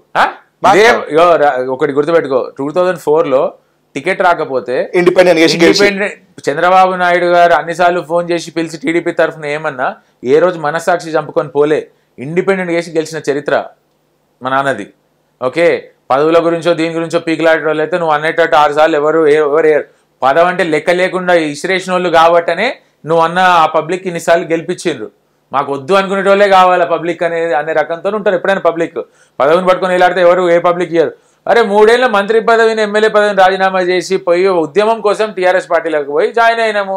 ఆయన పరిస్థితి తర్వాత ఏమైంది, జాయిన్ అయినాక కొట్లాడే వరకు అందరినీ వాడుకున్నారు. కొట్లాడే అధికారం వచ్చినాక అది అందరినీ వాడుకున్నారు. కానీ లెఫ్ట్ రైట్ సెంటర్ అందరినీ వాడుకున్నారు. అధికారం వచ్చినాక కేవలం ఒక కుటుంబం మాత్రమే రాజరికం అయిపోయింది. డెఫినెట్ గా దానికి అగెయిన్స్ట్ కొట్లాడాల్సిన బాధ్యత ఉందా లేదా? పొమ్మన కూడా పొగబెట్టిరా లేకపోతే మీరే బయటకు వచ్చేసినారా? పొమ్మన కూడా పొగబెట్టారు అంతే కదా. అంటే అక్కడ కాంగ్రెస్ నుంచి గెలిచి ఎమ్మెల్యేలను తీసుకోవడము. ఇప్పుడు 5 సార్లు గెలిచిన వాళ్ళకు ఒక్కసారి ఓడిపోతే తప్పు కదా. ఇప్పుడు ఎవరికైనా మనస్సాక్షి ఉంటుందా? సెల్ఫ్ రెస్పెక్ట్ ఉంటుందా? అది కూడా ఏంది, ఒక్కసారి ఛాన్స్ ఇద్దామని చెప్పేసి. తెలంగాణ వాళ్ళకు సంస్కృతి ఉంటుంది రోహిత్, నీకు తెలుసు కదా. తెలంగాణ వాళ్ళకి చాలా సానుభూతి, నీకు ఎమోషనలీ వెరీ స్ట్రాంగ్. నువ్వు పైసలు ఇవ్వకపో, పనులకు చేయకపో, ఇంకోటి చేయకపో, ఏదైనా ఓకే. కానీ సెల్ఫ్ రెస్పెక్ట్ విషయంలో తెలంగాణ వాడు ఎవరు కూడా ఒక అడుగు కూడా వెనకాలకి వేయడు. నువ్వెంత అంటే నువ్వెంత అంటారు ఎవరైనా కానీ. తెలంగాణ గొప్పతనమే తెలంగాణ. ఆంధ్ర లాగా మనము వెనకాల సరే అయినా కానీ స్టేజ్ దాటితే నువ్వెవడు నేను అంతే. ఏమైనా కానీ మినిమం మర్యాద, మినిమం కర్టెసీ అనేది లేకపోతే తెలంగాణ వాడు ఉండడు నా దృష్టిలో. అట్లా ఉన్నాడు అంటే నా దృష్టిలో వాడు తెలంగాణ వాడే కాదు. ఆ సెల్ఫ్ రెస్పెక్ట్ పోయింది కాబట్టి మీరు బయటకు వచ్చారు. Right, absolutely right. మళ్ళీ మంత్రి హోదా, కానీ మంత్రి చాలా కామన్ అన్న మీకు. ఏ పార్టీ అయినా కానీ అంటే ఆ బ్యూటీ ఇస్తారన్న. అన్న ఆ మధ్య బాగా ఏదైనా కొత్త కొత్త బీర్లు వస్తున్నాయి అన్న. మీకు బియర్స్ కంపెనీ ఉందా మీకు? మీ వ్యాపారాలు సార్ వాళ్ళ సడ్డకూడో, సార్ వాళ్ళ ఆల్కహాల్ మ్యానుఫ్యాక్చరింగ్ కంపెనీ యూనిట్ ఉందా? లేదు. ఎవరికైనా మళ్ళీ దూరం చుట్టపోలు కానీ దగ్గర చుట్టపోలు కానీ ఎవరికి లేదు రోహిత్, ఎవరికి లేదు రోహిత్. కొత్త బీర్లు డంప్ అయినాయి అంట కదా. ఇప్పుడు ఒకటి చెప్తాను రోహిత్, ఇప్పుడు కొత్త బీర్లు అని అంటే నువ్వు ఇందాకనే అన్నావు బీర్ రేటు పెంచిందని. ఓకే, కింగ్ ఫిషర్ వాడు మన దగ్గర కింగ్ ఫిషర్ సప్లై మాక్సిమం అంటే నీకు స్టేట్ లో హైయెస్ట్ కన్సంప్షన్ ఉండే బియర్ ఏంటంటే Kingfisher. 60 to 65% of market cap Kingfisher వాడు. ఆల్కహాల్ నేను తాగాను అప్పుడెప్పుడు 1 or 2 డ్రింక్స్. ఇప్పుడు కాదు, నేను చాలా ఏళ్ళు బంద్ చేసి. సో ఫ్యూ ఇయర్స్ అసలు తాగాను. అందుకే ఆ ఎమోషన్ నన్ను కూడా అంటేనే ఉంటాను నా ఫ్రెండ్స్. ఎక్సైజ్ మంత్రి కొడుకు మంది కాల్ కూడా పెట్టాను. ఇది ఒక ఓపెనింగ్ కి పిలిస్తేనే బలవంతంగా ఒకసారి నాకు కోవిడ్ లో ఒక డాక్టర్ బాగా హెల్ప్ చేసిండు. అంటే అప్పుడు సెకండ్ టైం వచ్చినప్పుడు బెడ్లు కావాల్సి వచ్చింది. సో మా కాన్స్టిట్యున్సీ నుంచి ఎంతమంది పంపించినా కానీ వేయలేదు. కానీ ఒక డాక్టర్ హాస్పిటల్స్ ఉన్న వాళ్ళు బాగా హెల్ప్ చేసింది. వాడు బలవంతా పెడితే ఒక 2 నిమిషాలు కరెక్ట్ ఇట్లా పోయి వచ్చినా కరెక్ట్ ఆ పోయిన ఆ ఫోటో దించుతారు చూసిన, అది తీసేస్తుంటాడు. అంటే నెగిటివ్ ఏం కాదు కానీ నేను క్లబ్లు బార్లు నాకు it's not my portfolio at all. అసలు నా life style is little different. నేను పోలో ఆడతా, బైకింగ్, నాకు అడ్వెంచర్స్. గుడి అనే కాదు రోహిత్, నేను నాకు హార్సెస్ ఉన్నాయి, నేను పోలో ఆడతా. చాలా మందికి తెలియదు ఇవేవి కానీ బైకింగ్ చేస్తా. Biking regular biking tournaments. Business mans ఆడుతుంటారు. సినిమాలో హీరోయిన్స్ ఫాదర్ తక్కువ పోలో, హైదరాబాద్ పోలో తక్కువ. నేను పోలో ఆడతా, క్రికెట్ పవన్ చాలా తక్కువ మంది మన దాంట్లో. నీకు ఆడే స్ట్రీచర్ ఉండాలి కదా అట్లేం లేదు కానీ కింద పడ్డా కానీ భయపడాలి. అంటే 2 గుర్రాలు వచ్చి గుద్దుకొని నీకు బాల్ గురించి కొట్లాడినప్పుడు ఇంజురీస్ ఎక్కువ అవుతాయి కదా. సో ఇంజనీరింగ్ కూడా చరణ్ కూడా నేను అడిగినోడు ఒకసారి ఎందుకు కూడా నువ్వు పోలోకి రావు అని అంటే మా నాన్న అసలు హార్స్ రైడింగ్ బాగా చేస్తాడు బట్ పోలోకి ఉన్నాయన్నా మీకు గుర్రాలు ఉన్నాయి పేర్లు చాలా ఉన్నాయి నా పేర్లా అన్ని చదువుకున్నా ఒక 10 గుర్రాలు ఉంటాయి నాకు సన్సెట్ స్కైఫాల్ కుక్కలు గుర్రాలు పక్షులు కొంచెం నాకు నేచర్ మనుషులను కూడా పెంచుకున్నాను మనుషులనుకో ఎప్పుడు ఏదో మనుషులు పెంచుకున్నాను ఇవనుకో కొంచెం 10 రోజులు మీరు మటన్ పెట్టండి నెక్స్ట్ డే ఒక చికెన్ పెట్టండి నా అదృష్టం ఏందో తెలియదు రోహిత్ లక్కీలీ ఐఎమ్ గ్లాడ్ నా చుట్టూ ఉన్న మనుషులు కానీ నా ఫ్రెండ్స్ కానీ నేను చాలా అదృష్టంగా భావిస్తా నా దగ్గర పనిచేసేటోళ్ళు కానీ నా డ్రైవర్ నాతో పాటు 20 ఏళ్ళ నుంచి ఉన్నాడు నా పిఏ నాతో పాటు 20 ఏళ్ళ నుంచి ఉన్నాడు 25 ఏళ్ళ నుంచి ఉన్నాడు నా ఆఫీస్లో పనిచేసే స్టాఫ్లో 30 మంది నా దగ్గర 15 ఏళ్ళ నుంచి 18 ఏళ్ళ నుంచి ఉన్నారు నా ఫ్రెండ్స్ అంతా నా క్లోజ్ ఫ్రెండ్స్ అంతా 20-25 ఏళ్ళ నుంచి క్లోజ్ ఫ్రెండ్స్ నాకు I strongly believe any sensible relationship కొంచెం టైం పడుతుంది నీకు అంటే ఒక బ్యూటీ అన్న ఇప్పుడు ఇన్ని సంవత్సరాలు ఒక మనిషితో జర్నీ చేస్తున్నారంటే ఇది ఓన్లీ థింగ్ ఏం తెలుసా అన్న ఒక అటాచ్మెంట్ ఒక ఎమోషన్ మీరు నిన్న ఒక మాట అన్నారంట రోహిత్కి ఇబ్బంది అయితే కెమెరామెన్స్ రోహిత్ బయట నుంచి కెమెరా రెంట్కి తీసుకొస్తాడు మన దగ్గర ఉన్నాయి అని మీరు ఒక మాట అన్నారంట నేను ఒక మాట అన్నా 6 years రిలేషన్షిప్ 6 years బాండింగ్ అన్నా ఇక్కడ పేమెంట్ మ్యాటర్ కదన్న అటాచ్మెంట్ మ్యాటర్ అంటే అని చెప్పినాను ఐమ్ సారీ లాస్ట్ అదే పని చేస్తుంది అదే లాస్ట్ ఇప్పుడు వాళ్ళే ఉన్నారన్న వండర్ఫుల్ అదే నీకు లాయల్టీ నీకు కొత్త వాళ్ళకు నీకు పాత వాళ్ళకు ఎంత డిఫరెన్స్ ఉంటుంది నీకు పని విధానం నువ్వు చూస్తే వాళ్ళకి అర్థమవుతుంది నీకు ఏం కావాలి ఇప్పుడు బ్రేక్ఫాస్ట్ చేసే లోపల సెటప్ అంతే ఇంత బ్యూటీ మేము చెప్తా 20 years లో కనబడుతుంది దెబ్బతోటి మీకు సెట్ అయిపోతుంది అన్న బట్ ఎనీవేస్ అన్న ఒక్క చిన్న మాట లాస్ట్ క్లోజింగ్ చాలా టూ మచ్ అయింది మీకు పార్టీ ఇంకోటి తీయాలి అమ్మా మీరు చాలా మాటకారు అన్న నాడు దొరకదు ఇది మీరు కుల్లం నాతో కుల్లం కుల్ల చేస్తున్నారు అన్న మీరు నా ఎమోషన్స్ బయట పెడుతున్నారు వంశేందర్ రెడ్డి మీద మీరు ఎందుకు కేసు వేయాల్సి వచ్చిందన్న అప్పుడు లాంగ్ బ్యాక్ అప్పుడు టిఆర్ఎస్ లో డాడీ మంత్రిగా ఉండే అప్పుడు మా జిల్లాకు సంబంధించిన ఎమ్మెల్యేనే ఉండే, కల్వకుర్తి ఎమ్మెల్యే ఉండే, శాసనసభ్యులు కొంచెం ఏదో ఇన్అప్రాప్రియేట్గా ఏదో వాళ్ళ వీళ్ళు చెప్పిన మాటలు విని ఏదో మాట్లాడితే ప్రూఫ్ లేకుండా మాట్లాడినందుకు దానికి సంబంధించి ఏదో కేసు వేసినాం. కానీ సరే రాజకీయంగా కొన్నిసార్లు మాట జారడం అక్కడిక్కడ తెలియని మాట. మీ మీద మాట జరిగిందనా? నా మీద, మా నాన్న మీద ఏదో వెనకటికి సంబంధించిన ఇష్యూస్, ఎప్పుడో నక్సలైట్లకు సంబంధించిన ఇష్యూలు ఏదో తీసుకొచ్చి. ఎందుకు తీసుకొస్తా అన్న? మరి ఉన్నది చెప్పాలి వాస్తవం. అంటే మీరు చాలా ఫేర్ గా ఎవరి మీద నక్సలైట్లకు సపోర్ట్ చేసిన ఏదో ఏదో తీసుకో, దానికి ఏమైనా అర్థం పర్థం ఏమన్నా ఉందా? మీరు నక్సలైట్ సపోర్ట్ నేను కాదు, కానీ అంటే అప్పట్లో మా జిల్లా ఏజెన్సీ దాంట్లో నక్సలైట్ల దీంట్లో ఉండే. ఇంకోటి ఆయన ఆ రోజు అన్నది ఏంటంటే ట్యాంక్ బండ్లో ఒక ఇన్సిడెంట్ జరిగింది. మా ఫాదర్ ఆ రోజు మా నాన్న బర్త్డే కింద August 10th కింద సెలబ్రేట్ చేస్తాము. నా బ్యాక్ దెన్ 91-90లో ట్యాంక్ బండ్ నీకు సెక్రటేరియట్ ఆపోజిట్ లో లుంబినింగ్ పార్క్ బిఫోర్ ఒక స్ట్రీట్ టర్నింగ్ ఉంటుంది. నెక్లెస్ రోడ్ నుంచి పోతుంటే టర్న్ తెలుగు తల్లి ఫ్లైఓవర్, దట్ తెలుగు తల్లి ఫ్లైఓవర్ కాదు, ట్యాంక్ బండ్ పైన నీకు నెక్లెస్ రోడ్ నుంచి లిబర్టీ వే రూట్ అన్న. నెక్లెస్ రోడ్ నుంచి లిబర్టీ వే రూట్ సెక్రటేరియట్ ఆపోజిట్ నేను చెప్పేది, అటు కాదు, పాత సెక్రటేరియట్ ఎంట్రన్స్ ఆపోజిట్ టర్న్ ఉంటుంది. లుంబిని పార్క్ అని బిఫోర్ లెఫ్ట్ టర్న్ ఉంటుంది. నైట్ ఎప్పుడు వస్తున్నారు, డ్రైవర్ బండి నడుపుతున్నాడు, డాడీ కూర్చున్నారు, డాడీ ఫ్రెండ్ ఒక ఆయన కూర్చున్నారు వెనకాల. కారు మిడ్ నైట్ ట్యాంక్ బండ్లో పడింది. ఏది మీ కారు? మా car, daddy driver daddy friend ముగ్గురు ఉన్నప్పుడు mid night car with car. అప్పుడు ఎంత కంపెనీలో అవి ఎట్లుంటాయి, రాత్రి పూట 40 feet లోపలికి వెళ్ళింది కార్ విత్ మనుషులు. ట్యాంక్ బండ్లో పడిపోయింది. ట్యాంక్ బండ్లో పడింది న్యూస్ లో. అప్పుడు ఏ కార్ అన్నా పడిపోయింది? అంబాసిడర్. అప్పుడు 800 అప్పుడు జపనీస్ మోడల్ 800 పెద్ద లైట్ ఉంటుండే. 800 891 విత్ గన్మెన్ అన్న. కానీ అప్పుడు రాజకీయాల్లోకి లేరు. 91లో 90-91 ఆ టైంలో అప్పుడు రాజకీయాల్లో బిల్డర్ ఉండే 91 ముచ్చట. 91 ముచ్చట. వంశీధర్ రెడ్డి గారు చెప్పింది కూడా, వంశీధర్ చెప్పింది కూడా 90. అప్పటి ముచ్చట్లే, కొత్త ముచ్చట్లు ఏం లేవు. అప్పటి ముచ్చట్లే అదో ఇదో చెప్పుకుంటూ సొంత మిత్రుడిని చంపేసిండు అని కామెంట్ చేసి. కొన్ని సెన్సిటివ్ ఎమోషన్ మనిషికి చాలా. ఇప్పుడు నువ్వు ఎవరైనా చంపాలనుకుంటే వాళ్ళతో పాటు కార్లో కూర్చొని వెళ్ళి దాంట్లో దూకుతావా? నాకేం, ఎవరైనా కానీ కొంచెం ఆలోచించి చెప్పాలి. ట్యాంక్ బండ్ లో తోసే ప్రయత్నం చేసారు. ట్యాంక్ బండ్ లో పడి ఆయన చనిపోయింది. మా నాన్న ఫ్రెండ్ చనిపోయారు ట్యాంక్ బండ్లోనే. ట్యాంక్ లోపల కార్లో ముగ్గురు కార్లో ఉన్నారు. వీళ్ళిద్దరు బయటికి రాగలిగినారు. ఒక రాత్రి చుట్టుపక్కల చూసే వాళ్ళు క్రెయిన్ పిలిచిండ్రు. క్రెయిన్ లో నాన్నగారు ఆ కార్లో ఉన్న వ్యక్తి చనిపోయింది అన్న. నా కార్లో ఉన్న వెనకాల కూర్చున్నారు. అంకుల్ కి స్విమ్మింగ్ రాకపోతే డోర్ ఓపెన్ కాలేదు. వీళ్ళు మళ్ళీ లోపలికి వెళ్ళి డోర్ ఓపెన్ చేసి, మా డ్రైవర్ స్విమ్మింగ్ వచ్చి డ్రైవర్ ఆ పానిక్ మోడ్ లో ఉంటారు కదా, గట్టిగా లాగేసరికి తల విండ్షీల్డ్ కి దాకి విండ్షీల్డ్ పగిలిపోయింది. విండ్షీల్డ్ పగిలినప్పుడు వీళ్ళకి రావడానికి పాసిబిలిటీ ఉండేది. మళ్ళీ లోపలికి వెళ్ళిన వరకు వెనకాల ఇరుక్కపోయినారు అంకుల్. సో ముగ్గురు పడ్డా. అదో ఇన్సిడెంట్, అదో చేదు అనుభవం లైఫ్ లో ఒక్కొక్కరికి ఉంటుంది కదా. అట్లా మా నాన్న చాలా ఎమోషనల్ గా దాన్ని నెగిటివ్, దాన్ని తీసుకెళ్లి రాజకీయం చేస్తే మా నాన్నకి నచ్చలేదు అది. అరే ఏమన్నా అర్థం ఉందా, కొంచెం ఏమైనా మాట్లాడేటప్పుడు నీ క్లోజ్ ఫ్రెండ్ నీకు ఏదైనా ఇన్సిడెంట్ జరిగి ఏదైనా యాక్సిడెంట్ లో చనిపోతే నీకు రాజకీయంగా ఉన్నప్పుడు ఏంటి, 40 feet లోతు పోయిందన్న. 40 feet లోపలికి పోయింది వాటర్. అట్లంతా ఉంటుంది కదా ఎఫ్ఐఆర్లో, దాంట్లో దీంట్లో మొత్తం ఉంటుంది కదా.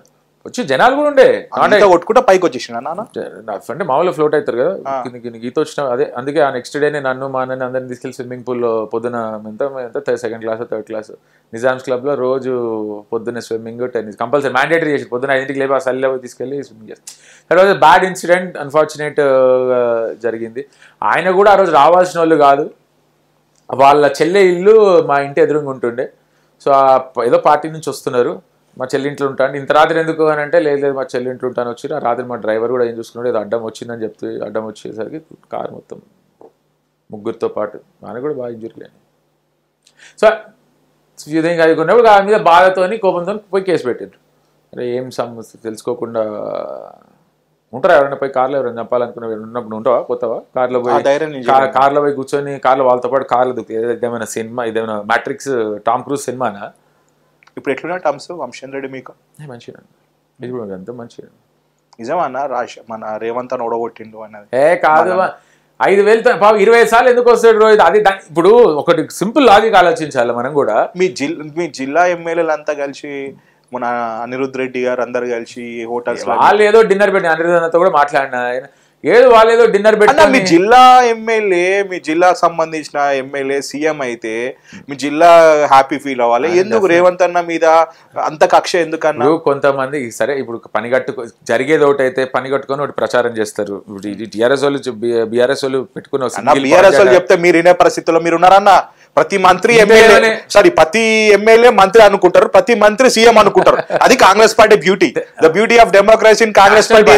నేషనల్ పార్టీ అంటే ఇప్పుడు వాళ్ళలాగా ఇప్పుడు ఏంటి, లేకపోతే వాళ్ళలాగా ఉండమంటావా? ఇప్పుడు ఇంటి ముందు వచ్చేటప్పుడు చెప్పులు ఇప్పేసిరా, నేను దొరలాగా నేను 24 గంటలు నేను ఫామ్ హౌస్ లో ఉంటా అన్న. చెప్పులు ఇప్పి రావాలన్నా? చెప్పులు ఇప్పేసి ఆ స్థాయి, చెప్పులు ఇప్పేసి రాకపోయినా ఆ స్థాయిలో నీకు ముఖ్యమంత్రి అయి ఉండి ఎవరు నేను మంత్రులను కలవా, ఎమ్మెల్యేలు ఎంతమంది కంటతడి పెట్టుకొని బయట నుంచి వెళ్ళి మీ నాన్నగారు కలిసిరా నా మూమెంట్ లో? ఓడిపోయినాక ఎన్నోసార్లు ప్రయత్నం చేస్తే కనీసం ఆయన అపాయింట్మెంట్ కూడా, అంటే ఎమ్మెల్యేని జాయిన్ చేసుకున్నారు కదా, ఏదన్నా కానీ కాంట్రవర్సీలో ఉంటుంది అని చెప్పి దాదాపు 6 నెలలు అపాయింట్మెంట్ ఇవ్వలేదు. మనస్తాపం ఏ పొద్దు మీరు మాట్లాడలేదు కదన్నా? ఎందుకు మాట్లాడలేదు? మా నాన్న కూడా చెప్పారు సీరియస్ గా. అటువంటి మీరు మాట్లాడిపోయచ్చు బయటకి. లేదు దొరతనం అట్లా చూపించిన వాళ్ళని ఎవరినైనా కానీ చెప్పిన తెలంగాణ వాళ్ళకి కావాల్సింది ఒకటి, ఫస్ట్ అన్నిటికన్నా ముఖ్యంగా సెల్ఫ్ రెస్పెక్ట్ ఒకటి చాలా ఇంపార్టెంట్. సో దాని గురించి అక్కడ ఎఫెక్ట్ అయిందనే మేము బయటికి రావాలి. ఎవరిని కలవా, అరే ఈటల రాజేందర్ లాంటి ఆయన అంత పెద్ద మనిషి ఎమ్మెల్యేలను తీసుకొని పోతే ఆయన కనీసం అపాయింట్మెంట్ ఇవ్వకుండా రిటర్న్ తీసుకొని వస్తే ఆయన ఎమ్మెల్యేలతో ఏం చెప్పుకోవాలో అర్థం చేసుకోకుండా ఆయన ప్రెస్ మీట్లో ఆయన చెప్పిండు, ఏడ్చుకుంటా కళ్ళ నీళ్లు పెట్టుకుంటే చెప్పిండు. అది వాళ్ళ స్థాయి. అటువంటి వాళ్ళని ఎందుకు, ఇదేమన్నా రాజ్యమా? ఆయన రాజుగారా అంటే మీరు దొరలే, వాళ్ళు కూడా దొరలే కదా. నేను మళ్ళీ చెప్తున్నా, నేను పబ్లిక్ కి మంచి చేసేటోడు మంచితనంతో దొర కావాలి కానీ దొరతనం చూపించుకుంటా వెనకటికి ఎవరో చెప్పిందని చెప్పి దొరతనం చూసుకుంటే అది నడుస్తుంది ఇది ఇవాళ రేపు కాలంలో. అన్న దేర్ ఇస్ ఇంకా part 2 is waiting with you. Done Rohit, absolutely. Just an intro, just an introduction. Done Rohit, anytime you're always welcome. To be honestly, this is ఇంకా crazy concepts ఇంకా ఉన్నాయి. నేను కూడా ఎందుకులే కొంచెం కాదు. ఎంత వచ్చింది డ్యూరేషన్? అవునా? కొట్టేస్తున్నాం. This is what Kulla with Jupali Arun, and let's closing this interview Anna. Your beauty Anna. Jai Hind Anna. Thank you Rohit, thank you so much.